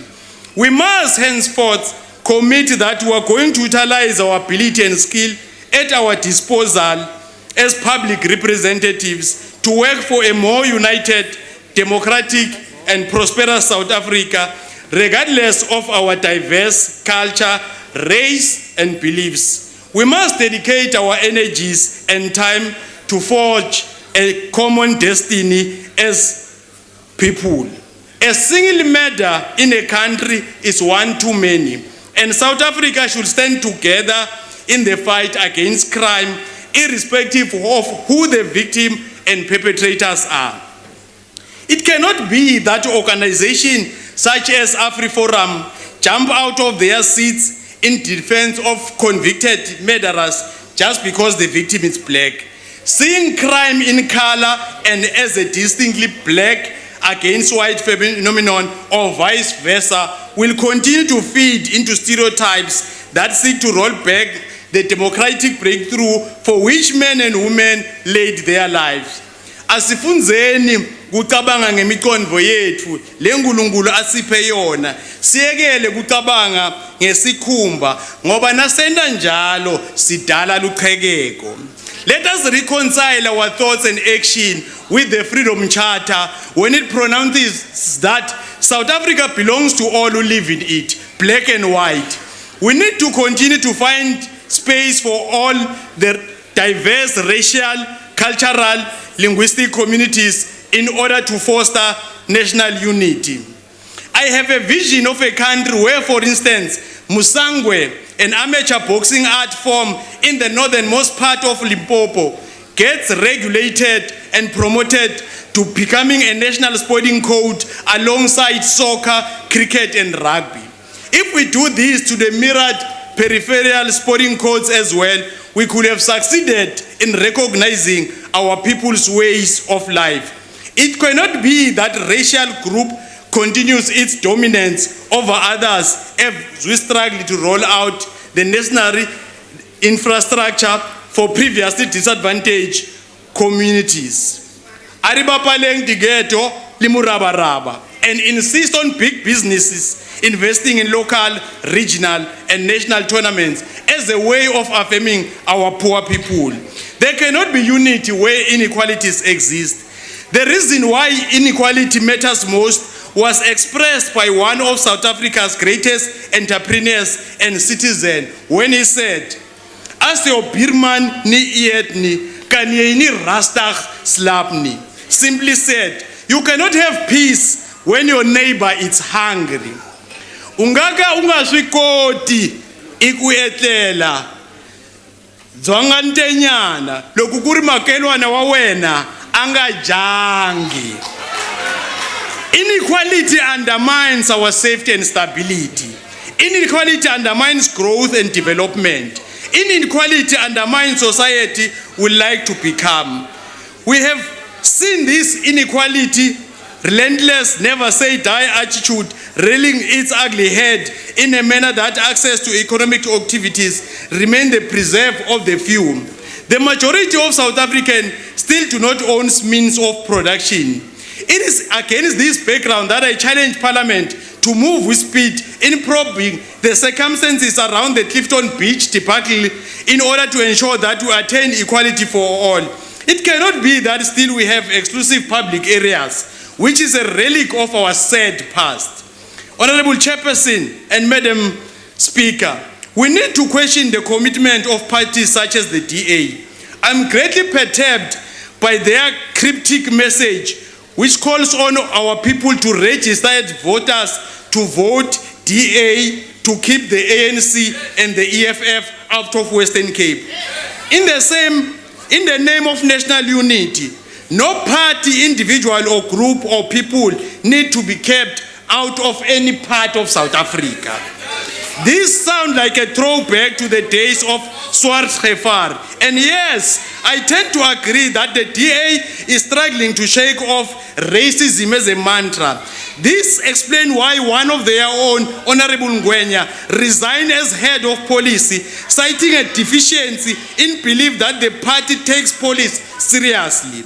I cannot agree with you more, Honorable Ngwenya. The DA is divisive and only big on sensational slogans, which undermines national unity.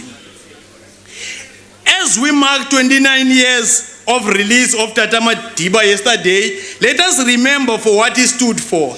His life of struggle and his legacy, it's an embodiment of consistent and active research for peace and harmony. In his autobiography, Mandela stated that, open quote, "I always know that deep down in every human heart, there was mercy and generosity. No one is born hating another person because of color of his skin or his background or his religion.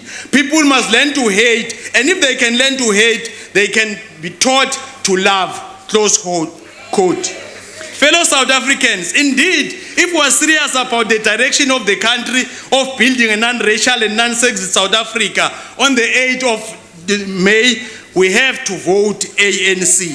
The plan presented by President Ramaphosa seeks to unite all South Africans behind a shared vision of overcoming division of the past and building a country in which all belong and in which all feel at home. In conclusion, honorable members, as ANC, we fully support the Sona by His Excellency President Ramaphosa. Thank you very much. The Honorable Nkosi Buthelezi.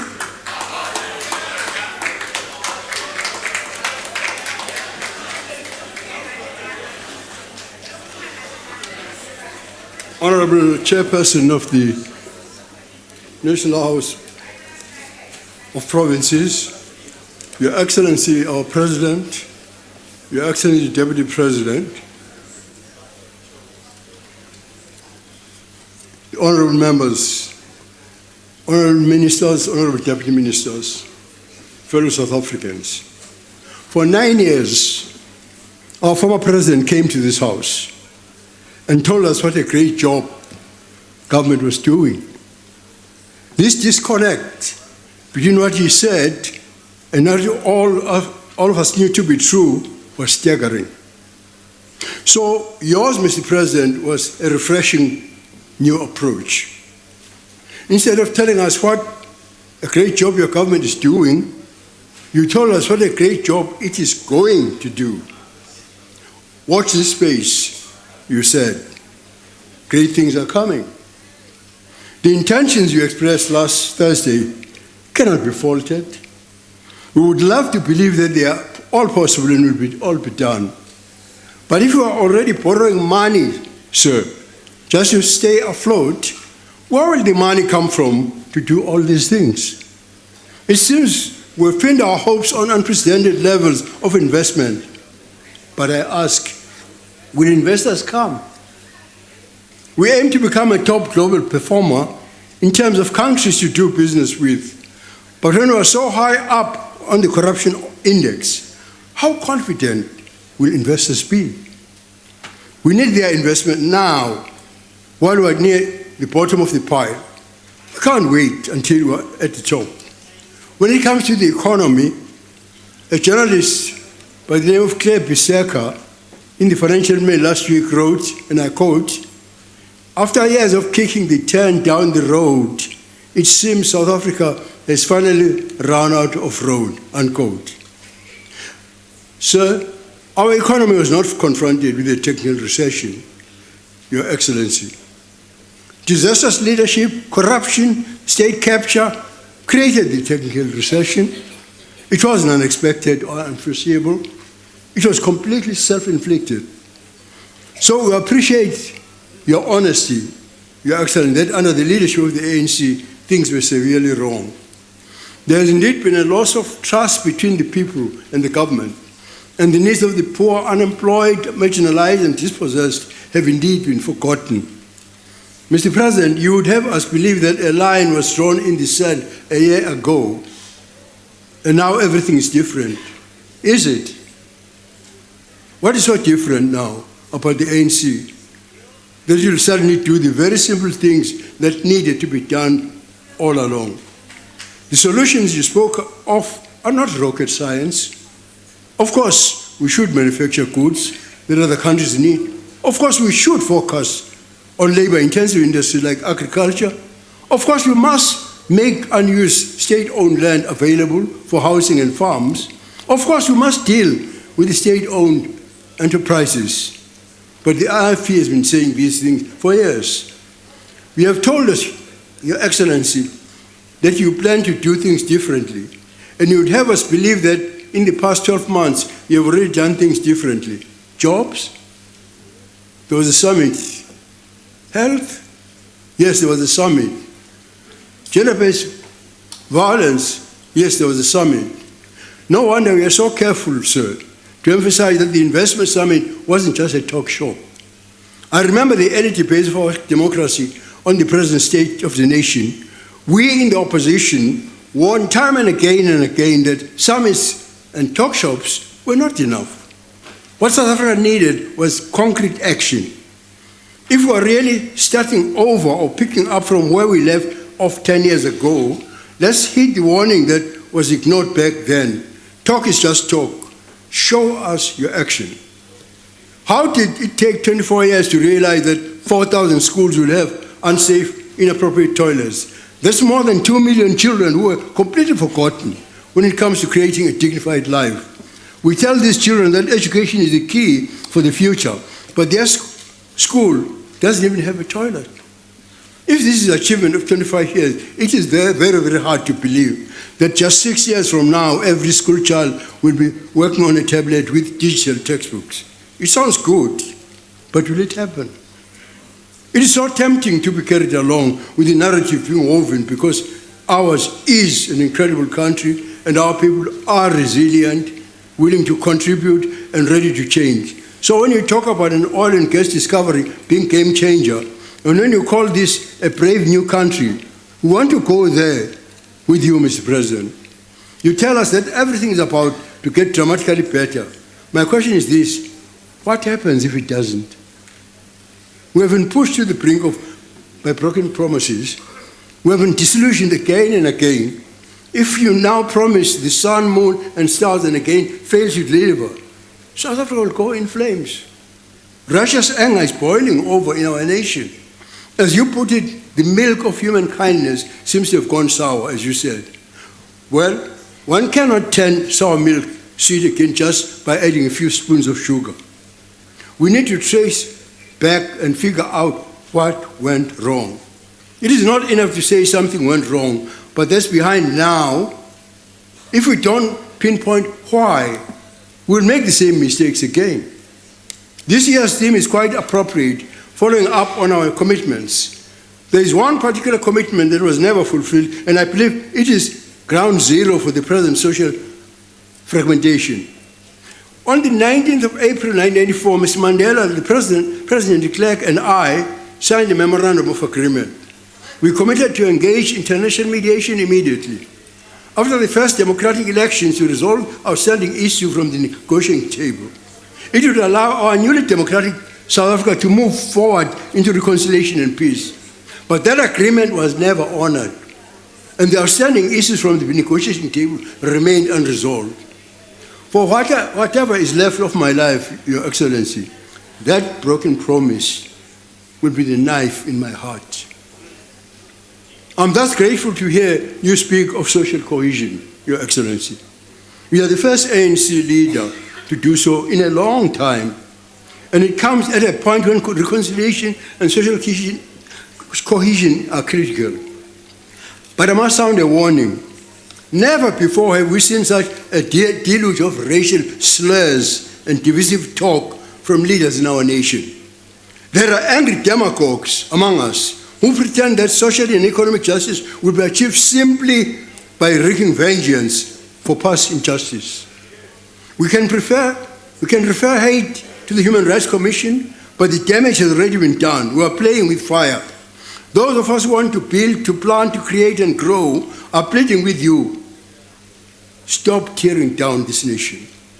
Your Excellency, we look forward to your address next week to the National House of Traditional Leaders. But to be frank, I have a little hope of hearing what needs to be done, because after 25 years, there is still no legal framework to enable the cooperation so often spoken about. Traditional leaders are not fooled by this talk of cooperation. It simply doesn't exist. Section 81 of the Municipal Structures Act is an insult to traditional leadership. It enables us to sit there and clap hands, but not vote. There is a strong feeling among us that government must do the honest thing and abolish the institution of traditional leader. Do the honest thing.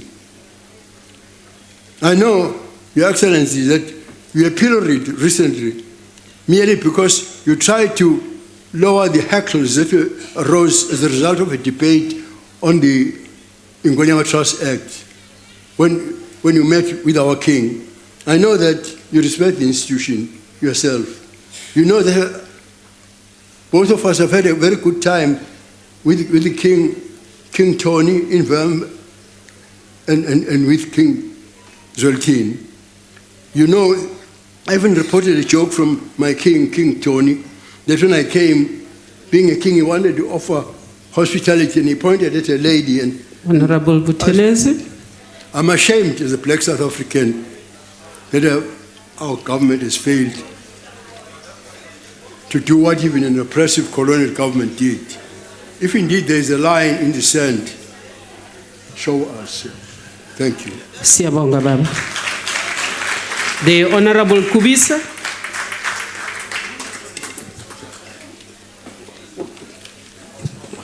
Honorable Chair of the NSOP, Honorable Speaker, His Excellency the President of the Republic of South Africa, honorable members. Madam Chair of the NSOP, the debate of Sona takes place at a very critical time in the life of our country. ESCOM has announced stage 3 of load shedding, a very painful situation indeed. There is nothing that supersedes service delivery, that is water, sanitation, electricity, housing, roads, etc. These are bread and butter issues that control the lifeblood of our country. The life of citizen is nothing without service delivery. Madam Chair of the NSOP, poverty and unemployment. So we mean Baba. Honorable Deputy Speaker, poverty and unemployment are so high in our country. Hence, a radical approach to creating jobs and minimizing unemployment should be high on the agenda of government. The outages that started to occur over the weekend have already started to affect the entire populace of our country. Even business are severely affected. The National Freedom Party welcomes the President's pronouncement around the early childhood education. However, we do not want these creches and pseudo preschools where our children merely clap hands and they jump and do not get any form of education. We're not impressed about the entire schooling system and school infrastructure in our country. And this has been going on for 25 years. We still have mud schools, schools without basic water and sanitation, schools without toilets, and schools with pit toilets. We still have children getting education under the trees. The school curriculum does not respond to the job market.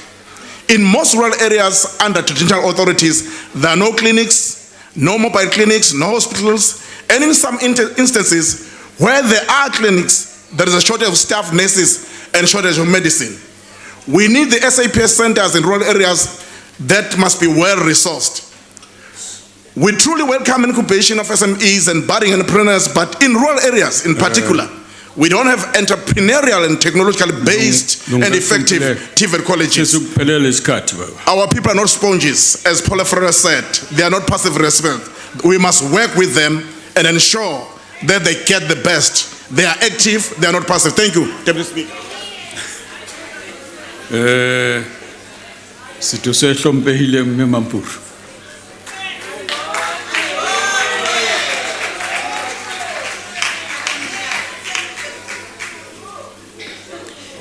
A go leboge Deputy Speaker. Ke bontse gore madume ke go lotšha. Seo se ntia dihlaya ka gore ge ile leeto lona re le swere re lebile Jerusalem motseng wa Masilidinosi. Mo presidente re leboga pego ya Sona re golela godimo. Banna le basadi ba go swana le bo Daniel le bo Hanna ba hlokwa. Batho ba ga ba teishwe ke letswalo ka dilo tša bošilo. Seemo sa bophelo ga se ba šikinye. Go dula le ditau ka legageng ga se go totompetša diketo. Sa pele ke go gopola ka lehu le gona le sehlogo. Deputy Speaker, Mr. President, through you, Chairperson, 2018 was the year of symbolism and declaration of intent, as correctly captured in your Sona, where you invoked the Masikila song, Tumamina. This gave hope to many South Africans and re-energized many to want to be part of this new dawn. Logically, this declaration of intent has to be followed by action, and this as such makes 2019 the year of action. This is in line with the cliches and mantras such as talk is cheap, but money buys the whiskey. Action speaks louder than words, and so on. In my language, these cliches go like this. Ge re tla re ke dipitse re di bona ka mebala molomo wana o tshela no ka itletse. Mopresidente tabeng ya go hlola mešomo a ke bontše gore pegong ya province ya Limpopo tona kgolo Ntate Stanley Chukwu Mathabatha urile open quotes, we commit ourselves to work harder to recapture the lost jobs and create even more other jobs for our people. We will do this by ensuring that agriculture, manufacturing, tourism, and the construction sector contribute optimally to the province's GDP. Re a itseba taba eo ka moka naga rena ka gore Maloba yena Shubu o saenile memorandum of understanding le ba China. Re a tseba gore kwa Mosina ke special economic zone re sa emetse license e le gona lengwalo la go kgontšhišiša gore kwa Tubatse re a phumelela mešomo re a nyaka ene ke nagana gore African National Congress ye eteletše go pele mmušo ga ya tswalela mahlo e tseba ditlhotlo ka moka naga tšona fela se segolo ke gore ka gore ga se mmušanoši ANC le ge le bolela le re mo presidente le mošupa ka monana ga ana maatla a go tšea diphetho a le anoši o gapeletše ga gore a boledišane le African National Congress ka ge e le mokgatlo o mmeileng gore a hlokomele lekgotla a hlokomele le naga rena re le badudi ba South Africa tlhokego ya mošomo ke e kgolo go rena mara ga ke tšhabele kua ga e Limpopo ke bontšhe gore mmušo wa go etelwa pele ke ANC ke mafa kudu ga re hloke batho re hloka lerato re hloka boikokobetšo ka gore di-cooperatives ga se taba ya lehono kua morago basadi ba ba thušwa ka mašeleng dikgwebongpotlana tša bona tša go roka tša go paka dikuku mašengwana a merogo go bopa ka letsopa go loga e ka ba magoga go ba ka dipheta seo se nyakagago ke tsošološo mohlala o mobotse o be e dira ke mme ba Thabile Dlamini ge be a eteletše kgoro ya tša bobotlana pele o be a kgokagantšitše kgoro le basadi ba go roka di-uniform tša bana ba dikolo ke taba ye botse ye a re emeleleng ka maoto re bone gore re ba le kgatelo pele ke sa le kgorong ya tša bobotlana ke kgopela gore mafelo a mešate a e beng gore batšofadi ba rena bagolofadi ba rena bana ba rena ba khwetša mphiwa fela a re se ke ra ba ra a tlogela a re a be a le gona ka gore gana mo re bolela ka letseno le e le gore batho ba ga borena bao ba rekišago e le go rakgwebopotlana ba bannyane ba kgona go dira letseno ba re rekišetša dienywa ba re rekišetša merogo ba re rekišetša mabele dilo ka go fapafapana ka tšona ka gore ba ka se tloge ka mokana ga bona ba ba kgobokana kwa ditoropong ba re ba lebeletše gore mphiwa fela re o hwetša diposong re o hwetša ka dipankeng re o hwetša ka mabenkeleng a dikgoparara e ke kgopele ke re fe tlogela mešate e thušeng batho ba rena gore ba kgone go tšwela pele ditshele tše ntšhi re ka no bona di fokotšegile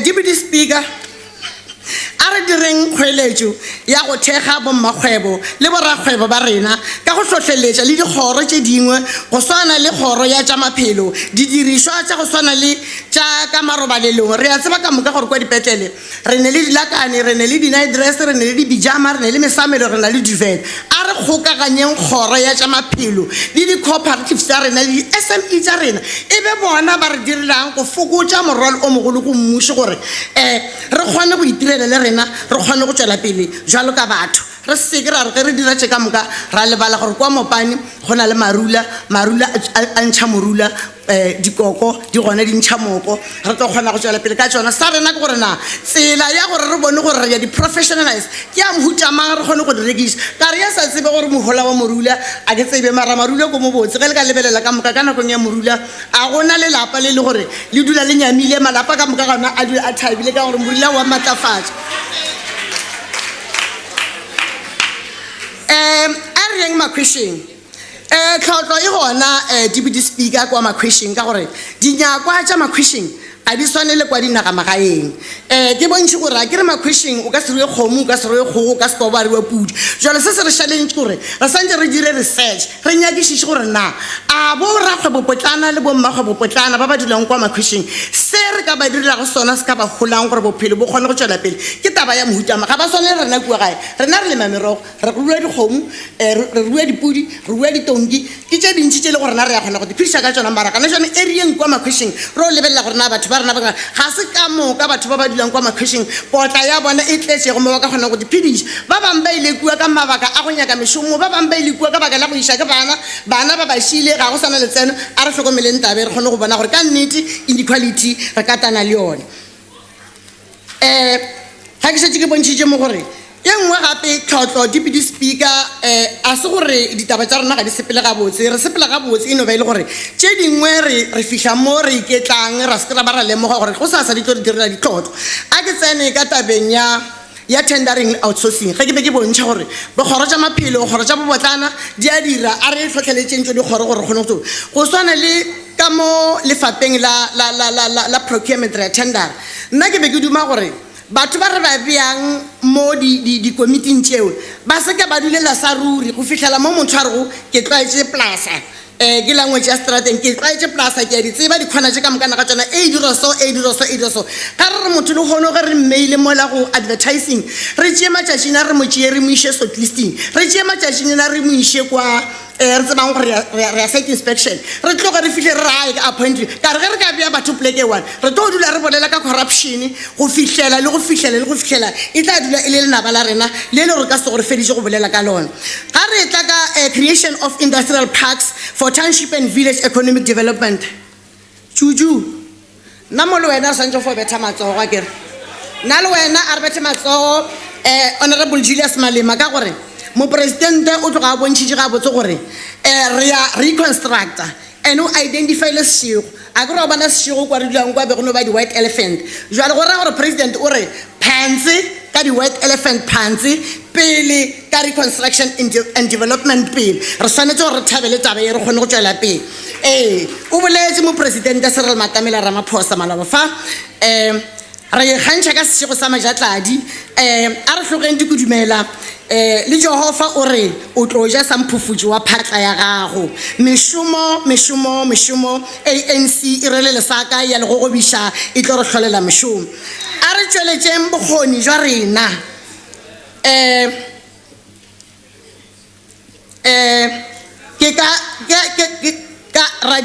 ra di diriša ra di hiriša and then re ka dira meago yona yo ge re constructile rena ge ba rena ga rena maatla a go manufactura re ka lobia private sector batla ba šomiša meago ya rena ka yena tsela yeo ba re direla letseno le le tlabe le dirang le lengwe le tlabe le rotate amongst ourselves ka re tše dingwe tša meago eo e tlabe e le tša mmuši wa rena ka yena mokgwa bophelo jwa rena bo tlabe bo tšwela pele ka skills training for young entrepreneurs to be in the forefront for the fourth industrial revolution mo ke be ke kgopela gore Gauteng province yena eno nyaka gore e opele matsogo ka gore mokgotlapetiši le sufi re ile ge re sepetse maloba re ile kwa go la Gauteng ka taking parliament to the people re ile go di innovation centers tša bona mo ba kgoneng gore bontšha bana ge ba šomiša digital mohlala o mo botse ba re bontšhitše bana ba dirile app ya go rekiša atšha di-clients tša bona ka mokana ga tšona ba ba programmela this app ka mogare ge atšha ya gage e le kgausi le go fela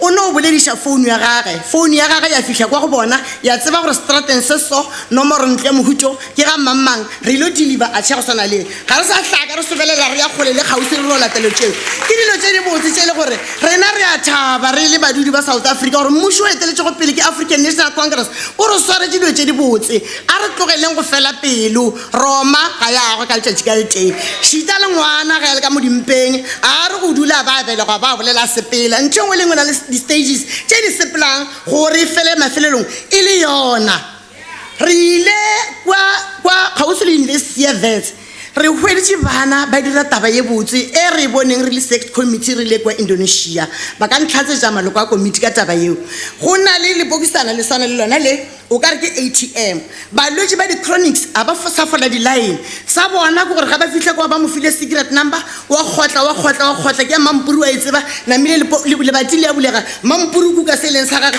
wa sepela o ya gae ka ena mogo ke kgatele pelo taba ya gore batho ba tlo e dibala kwa dipetlele ba swere ke tlala ba re ba kwa go fiša gape e fitlhile mafelelong ke be ke re motlotlege mogolo wa tša maphelo taba šewe napo ba ganele le bana ba o sobelela gana kua kgausi le Wits Waterstrand o ye o bone gore na bana ba dira mehlolo ya go swana leng sa rena ke go ba batamela ra ba hlohleletša ba kgona go tšwela pele re seke ra bona ra tswelela mahlo ra tswelela melomo ra re a rena ga re kgone di-MEC ka mokana ga tšona e nngwe le engwe o e bonang gore ya kgona bolela ka molomo treasury go na le tšhalete ge o hlaeditše mašheleng a gago ngwala ba thatša ba tlo go thuša ra ba setšhaba se re gatelang pele ge re ka ema gona re tlo ba le mathata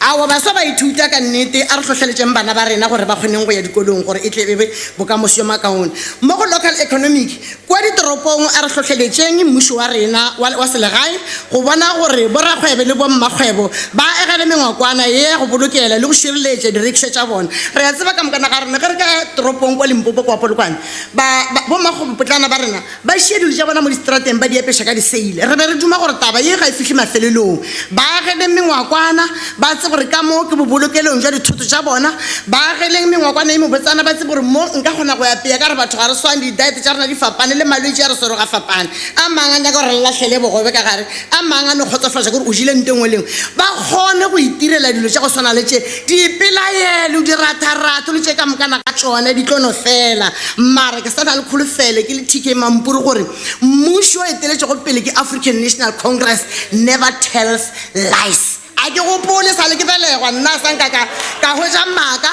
a boletšwego ke mmušo wa gatela pele ke ANC se batho se re tshwenyago re tshwenyago gore re fela pelo ra ba ra tshwenyago gore o ka re ya kgona go phala ba bana ra lebala gore ona mmušo ge o allocata di-budget o allocatela everybody goba Western Cape goba mašheleng o šomiša go akere wa tšere mo mmušong o eteletšego ke African National Congress mašheleng o tla bo wa tšere kae go le Western Cape tšhelete e tšwa go rena sa rena e fepele gore badudi ba mo Western Cape ga ba tlogele go bapala ka letsogo le a re hlompheng letsogo le ke bolela ka kudu le maloko a African National Congress ke re a re hlohleletšeng meloko le metswalle re a re hlompheng letsogo le ka di-80 ge le tsena ka boothing le tsebe gore tshwanele keng hlompha letsogo le be x ka gore letsogo le go ka se le hlomphe o tlo swana le badudi ba bang gana mo ba mezame yethu le kae ba bapalago ka x mafelong ba blame this ANC government ga di re direle selo o kae mmušo ka go agela go ngwako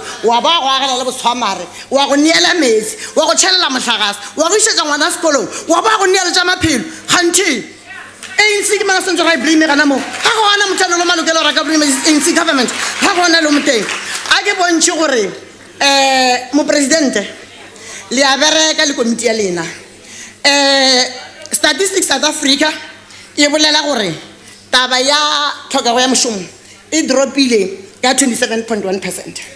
re leboga ka kudu re bona o ka re di-program tše ka mokana ga tšona mmušo wa rena o tlago le tšona di tlo re tšea di a dira batho ba ba kaone sa rena ke gore a re beng le passion a re beng le lerato a re beng le kgotlelelo a re beng le tumo a re faneng support re tlogele tše tšentši tše dirang ka tšona tše tšentši tše re dirago ke tšona tše di tlo gore senyetšago leeto le e sa le le letelele mara kanana gona ro fihla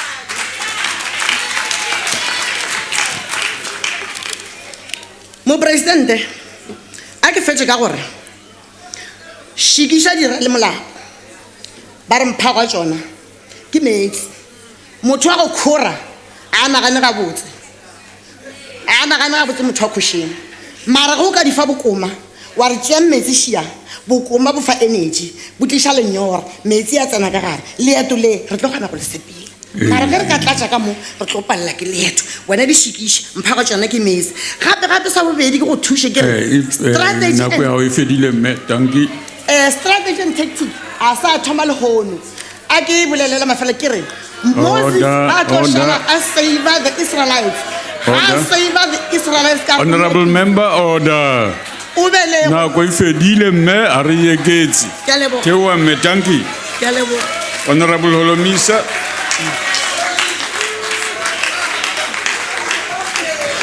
Amago mama. Deputy Speaker, Mr. President and honorable members, South Africa needs key interventions in order to eradicate poverty, place more citizens in jobs, in particular young people, whilst closing the gap between the haves and the have-nots. Firstly, we need massive investment in the maintenance and development of a well-coordinated and integrated socio-economic infrastructure that is driven by government. Reading the city press report recently on the state of the Mahikeng socio-economic infrastructure is further confirmation that the country cannot wait for another year without this massive investment into the infrastructure development. Mr. President, we invite you to visit places like Ikwezi Township, Norwood, and Northcrest suburbs in Umtata to witness the reality of a road infrastructure that is non-existent. Like in many other parts of the country, these potholes have caused damage to private property, such as motor vehicles. This is not only limited to the infrastructure that does not exist, but it includes that which has been upgraded but not maintained properly. A classic example of this is the Umtata Airport, which was upgraded in 2013, yet it had to be closed due to poor maintenance. Instead of correcting this anomaly, government is busy fighting with itself on the so-called authority and responsibility. I have no expectation of any leadership to be provided by the current serving Minister of Transport, given that in November 2018, he was made aware about this, but he ignored the warnings. For that reason, I suggest that you ask the South African Air Force, who have specialists on aviation, to assist the Mtata Airport whilst we are waiting for the sleeping minister. This aviation intervention is urgent, Mr. President, because the ongoing closure of that airport is negatively affecting the economy of that part of the country. Many projects announced and started by this government never get finished. There was a project to connect water from Umtata Dam, for instance, to surrounding villages up to Coffee Bay. This project was stopped almost 3.5 years, and we are told that there is no money to complete the project. What happened, Mr. President? Is it lack of proper planning or another day of looting? In a village near Beggarsford in Limpopo, more than 72 RDP houses have been left unfinished since 2014. This is the same municipality that is alleged to have illegally deposited 200 million into the VBS Bank, which has since been found to be a source of funding bottomless pockets of politicians from the ruling party. Again, another example of daylight looting from the poor. Mr. President, the current challenges facing the higher education sector are due to governing parties' lack of proper planning for the rollout of fee-free higher education in South Africa. This crisis management style of leadership has to be a thing of the past. In some health institutions, instead of getting medication, you are greeted and kept company by monkeys. This is the case at the Durban's RK Khan Hospital. Despite the government's knowledge of the infrastructure challenges in the health sector, there is no convincing strategy to address these problems. The current load shedding by Eskom is contrary to the pronouncement and commitments made by government recently. We were told that load shedding is the thing of the past, yet Eskom is currently on stage 3 or 4. Eskom comes up with a new excuse from the known diesel and coal. Now we are told that the project of Hitachi and Chancellor House in Medupi and Kusile, which they built, are the reasons for this load shedding. By the way, those who don't know, Chancellor House is the ANC fundraising company. Honorable It is member, therefore prudent that your party must your take time full is responsibility. expired. Look at your watch there. Look at your watch there. It's there right next to you. It's finished. Aye, and rope. Honorable Mazoli. Go ahead, Honorable Member.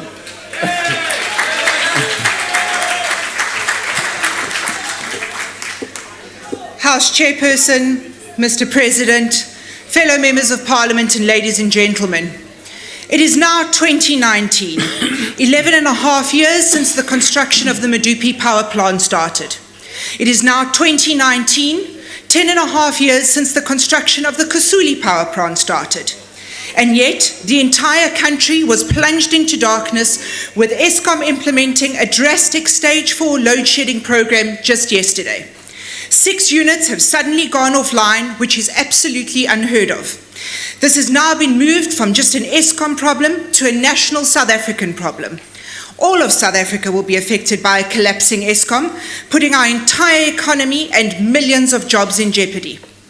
It is now 2019 and South Africa is still experiencing rolling blackouts. Eskom still has a monopoly stranglehold over our country and its economy. We need to call this crisis what it is. This is no longer just load shedding. It is persistent rolling blackouts. It is killing our economy. These rolling blackouts affect every community, every business, and every municipality across the length and breadth of our beautiful country. And probably the most shocking of all, not one single person is behind bars for attempting to sell off our country piece by piece, despite all the charges, all the evidence, and all the commission of inquiries. The ANC's rejig of Eskom is simply not enough. The DA has long been calling for a complete overhaul of this dinosaur monopoly, which is killing our economy with power failures and electricity spike prices. The DA introduced the cheaper electricity bill, which will see Eskom split into 2 separate entities, a generation entity and a distribution transmission entity. The generation entity will be privatized over time to compete with other independent power producers on an equal footing. Well-functioning metros will be able to source electricity directly from independent electricity suppliers. It cannot be that South Africans have no choice as to who they purchase their electricity from. We have the right to choose our own service provider and the right to choose our own kind of electricity, be it wind, solar, gas, or coal. The notion that this will create job losses is a simple lie. By diversifying our energy market, we will create jobs, we will increase competition, and significantly drive down the electricity price. As South Africans, we simply cannot be held ransom to the tripartite alliance concerns of upsetting one another. We are a country in total crisis, and we have to act in crisis mode now. It is time to face the reality that South Africa may well have been exposed to state capture, but little to nothing has been done to hold those who fed the monster to account. In fact, the more people that are named in various inquiries, the more I look around Parliament and see those very people seated alongside me. What an embarrassment. What an indictment on everything we stand for.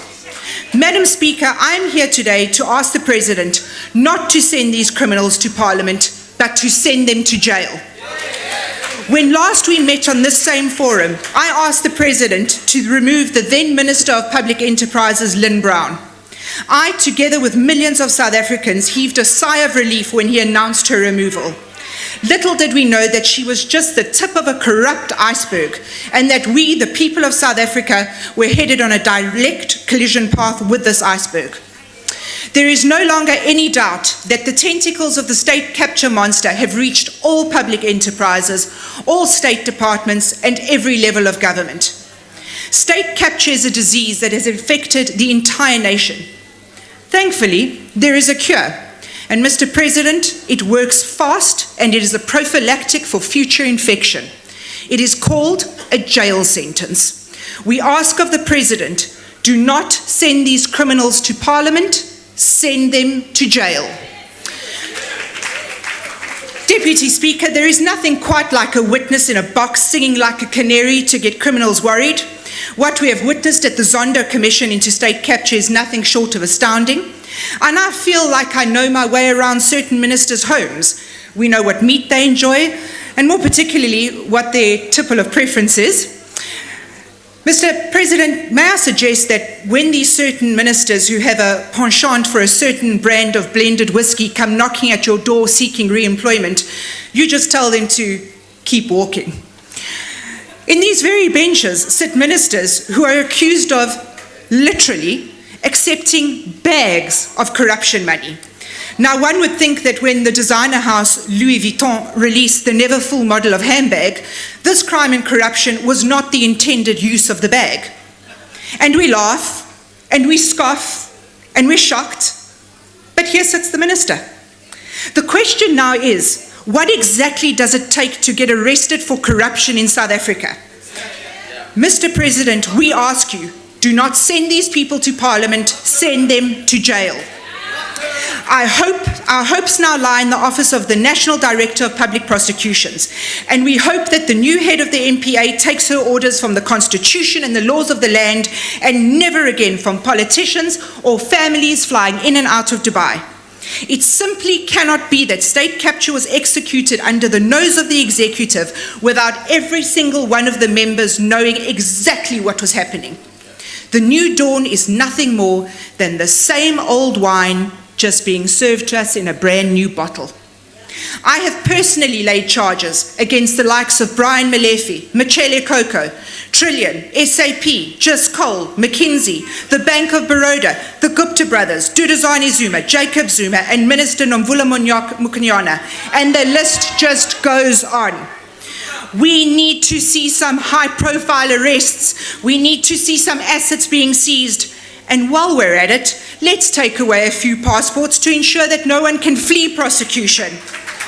Mr. President, let me tell you without doubt what the average South African will not mind having their tax money spent on.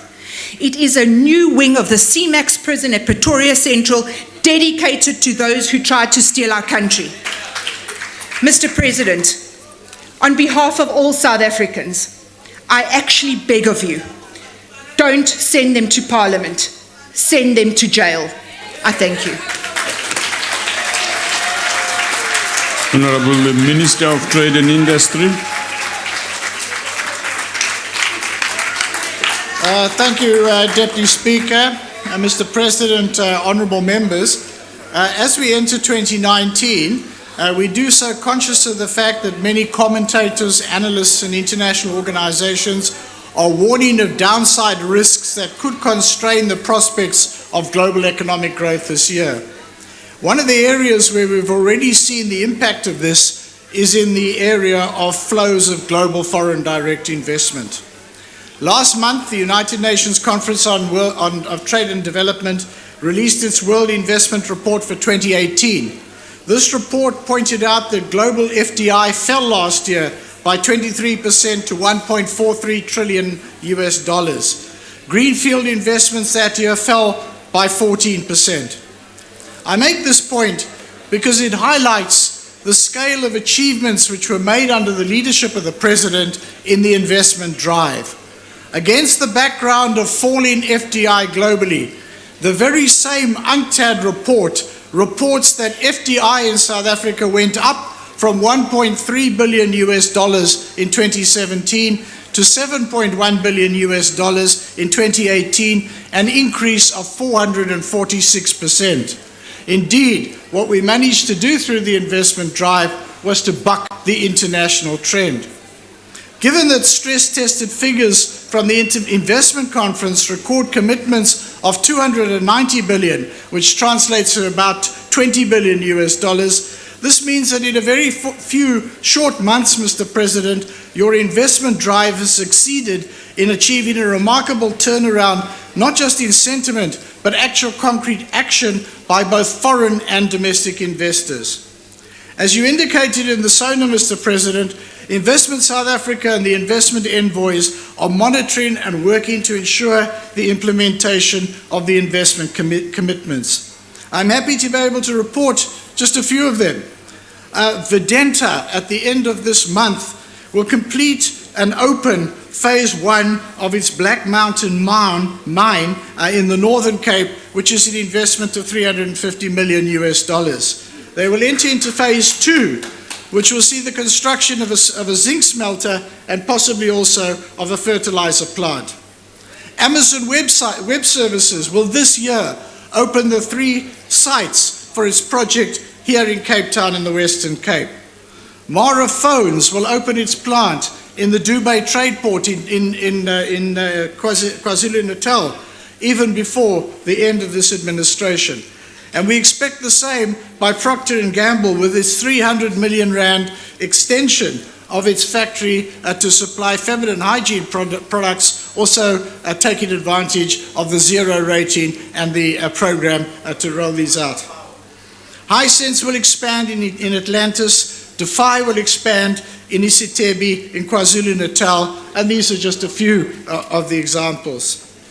Invest South Africa will roll out its one-stop shop, which is now currently operating in 3 provinces to 3 more, the Eastern Cape, the Free State, and Limpopo. The importance of the investment drive is that it will see the building of new productive capacity and it will create more jobs. I'm sure that the investment drive contributed to the improved job figures which we saw released by Stats South Africa just today. For those that didn't see them, the 4th quarter figures for job creation report an increase of employment of 149,000 quarter on quarter and 358,000 new jobs year on year. This has taken the number of people employed in South Africa to 16.529 million people and has reduced unemployment by 0.4% to a still too high 27.1%, but nevertheless, for the first time for a long time, a move in the right direction. In addition to its direct impact, investment also gives us a much stronger basis to pursue the structural transformations in our economy necessary to place it on a higher and more inclusive growth path. It provides us with a much better environment to improve the application of policy tools, including those relevant to the pursuit of industrial policy. Mr. President, in the Sona, you indicated that one of the drivers of a higher level of more inclusive economic growth had to be, quote, measures to increase local demand through, among other things, increasing the proportion of local goods and services procured both by government and the private sector, unquote. Localization has indeed been a policy tool deployed by all successful industrializing economies. In fact, it's a policy tool deployed today even by the industrialized countries and is a source of much hypocrisy with what is practiced not being preached and what is preached not being practiced. In 2011, new procurement regulations were introduced providing for the designation of local content requirements in a range of products procured by all public entities. Once translated into practice notes by National Treasury, these local content designations are no longer voluntary, but are binding on procurement entities and who are required to follow the designations. I can report that to date, government has designated 23 products and sectors for localization under these regulations. They include textiles and clothing products, furniture products, canned and processed vegetables, valves and actuators, railway rolling stock, solar water heaters, steel products, buses, working boats and vessels, and several other products. Over 71 billion rand has been spent on the products designated for local procurement between March 2015 and September 2018, 71 billion that could well otherwise have been deployed on imported products. Where implemented correctly, we have seen positive results. Take buses.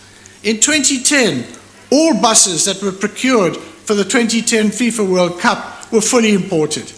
Now, through the designations, investments have been made by companies in the manufacture in South Africa of bus bodies. And all buses that are procured under BRT and similar arrangements are now locally manufactured. I could also add here that last year, on the fringes of the mining indaba, there was a discussion about the use of platinum catalyst fuel cells in powertrains of buses. I can report now that we've gone a step further forward. We now have private fuel cell manufacturers operating in South Africa, along with Hydrogen South Africa, the entity which is supported by the Department of Science and Technology. Working together with the IDC and the Royal Bafokeng, our department is supporting a feasibility study which could see the rollout of 30 to 40 fuel cell powered buses in the Rustenburg area. Take clothing and textiles. As a result of the designations, we've seen the Galvanor company, together with a foreign investor, manufacturing fire retardant textiles for supply to local and provincial government. We've seen Dagama Textiles receiving an order of 100 million rand for weaving and dyeing to provide overalls and uniforms for SAPS, the SANDF, and correctional services. And in fact, perhaps there'll be an increased demand for orange jumpsuits there as well. We've seen United Industrial Cables, a black manufacturing company, a black industrialist company, has established a plant to provide cables for the infrastructure program. We've seen similar moves in pharmaceuticals. We've seen marine working vessels, which was an industry that was pretty much dying in the early 2000s. We've seen a turnaround here with Southern African Shipyards, a black-owned company now manufacturing the new generation of tugs to the tune of 1.45 billion. It's delivered 8 already, and the 9th will be delivered in June this year. There have been other companies, other foreign partnerships as well. Damon has established a plant here in Cape Town, which is producing on a contract of 2.4 billion for arms corps of inshore vehicles. Mr. President, as well, the biggest one was that there was a 100 billion rand tender for 1,064 locomotives and 3,600 wagons was issued in 2013. As a result of this, we saw the establishment of the Gibela Alstom factory, which you yourself opened in October last year. This state-of-the-art factory represents an investment of 1 billion rand and created 1,500 jobs indirectly and a further 700 jobs in an adjacent supply plant. Another investment was by General Electric. I had the opportunity to engage with the executives of General Electric in the United States a year or two back, and they told me that they had never invested in the manufacturing of locomotives outside of the United States. This was their first, and this became the model also for later decisions to invest in manufacturing of locomotives in India. Mr. President, I think that where we have implemented, we have achieved good results. But I think we have to acknowledge that the poisonous tentacles of state capture and corruption have also intruded into this space. We saw a number of what are euphemistically called improperly awarded tenders, particularly in the area of rail procurement. All of these, without exception, have ignored the localization prescripts and have favored imports over locally manufactured products. This, plus a more general weakening of commitment to localization by procurement agencies, meant that companies invested in manufacturing in South Africa and employing South Africans did not get the work they should have. On top of this, the worsening financial situation of some of the state-owned companies meant that the pace of procurement slowed down. This had a negative impact, not just directly on companies at the top of value chains, but throughout the value chains, on companies established to invest in South Africa, but also on black industrialists. In 2016, we launched that year's Industrial Policy Action Plan at the plant in Ekurhuleni of a company now known as Naledi Nhlangiso Forji. This plant was owned and operated by a black industrialist, Mr. Sibusiso Mapatiel, who acquired a rundown forge and was rehabilitating it using incentives from the DTI and a facility from the IDC. The plant was gearing up to manufacture railway wheels and brake pads, but it didn't get the business it was promised, and a few years later, it found itself in business rescue. I'm pleased to say that this particular company has pulled itself out of business rescue and is now producing products for export. But it's not where it could have been, and what happened to it should never have happened. We're now supporting 131 black industrialists. In my budget speech last year, I said we would meet with them and discuss with them how we can take their businesses forward. One of the dominant messages we received from many of them was that they didn't want more government money. They wanted government to put its money where its mouth was and buy their products. In other words, that we must enforce localization. The manifesto of the ruling party, the ANC, calls on government to impose penalties on state institutions and agencies that do not comply with government's localization commitments. At the Job Summit, we indicated that we were working on a number of fronts to improve compliance. One of these was that we were working with the Auditor General on the Auditor General making findings in this regard. I'm pleased to be able to report that that work with the Auditor General is now advanced, and procuring entities that ignore practice notes on localization can now expect a negative audit finding. New audit legislation will provide for greater consequences for entities with negative audit findings. We are also now working with the Department of Public Enterprise to ensure that improperly awarded tenders are cancelled and are reissued in accordance with localization designations. We're improving our own surveillance and are inviting NEDLAC partners to provide us with information of where there is non-compliance. The ANC manifesto also calls on government to increase the number of designations. And I'm pleased to be able to say that work is underway for potential new designations in the area of automotive products and yellow metals, PVC pipes, ICT products, switch gears, and port equipment. The manifesto further states that we should attach conditionalities with respect to localization on any state support we provide, including incentives. I want to point out that the Automotive Master Plan to 2030 and the revised Automotive Production Development Plan do just that. Through intensive dialogue, we've reached a consensus, including the auto manufacturers, the component manufacturers, and organized labor, that we should increase the level of localization in the industry from the 40% it now is to 60% by 2030.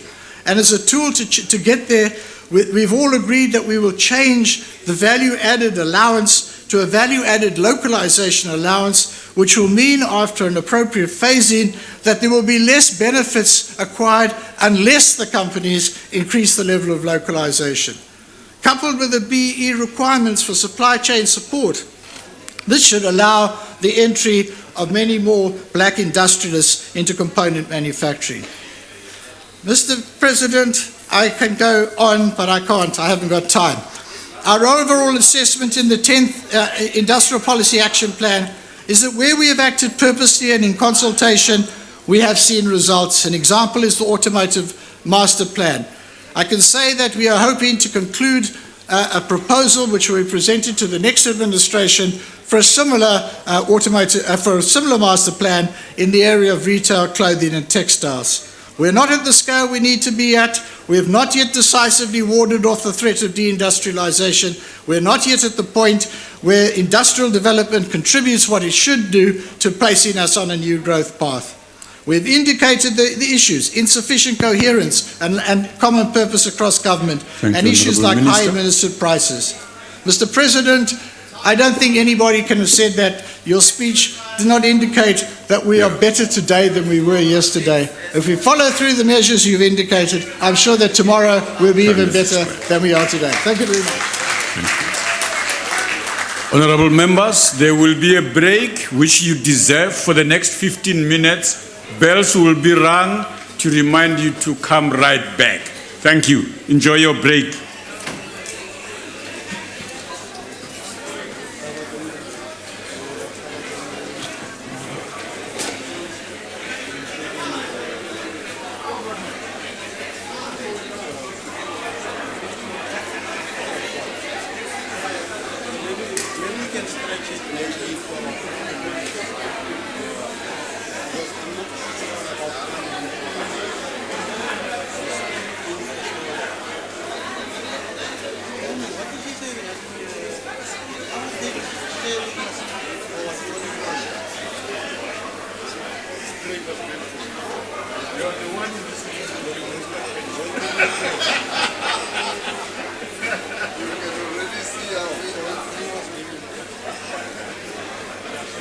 Correct.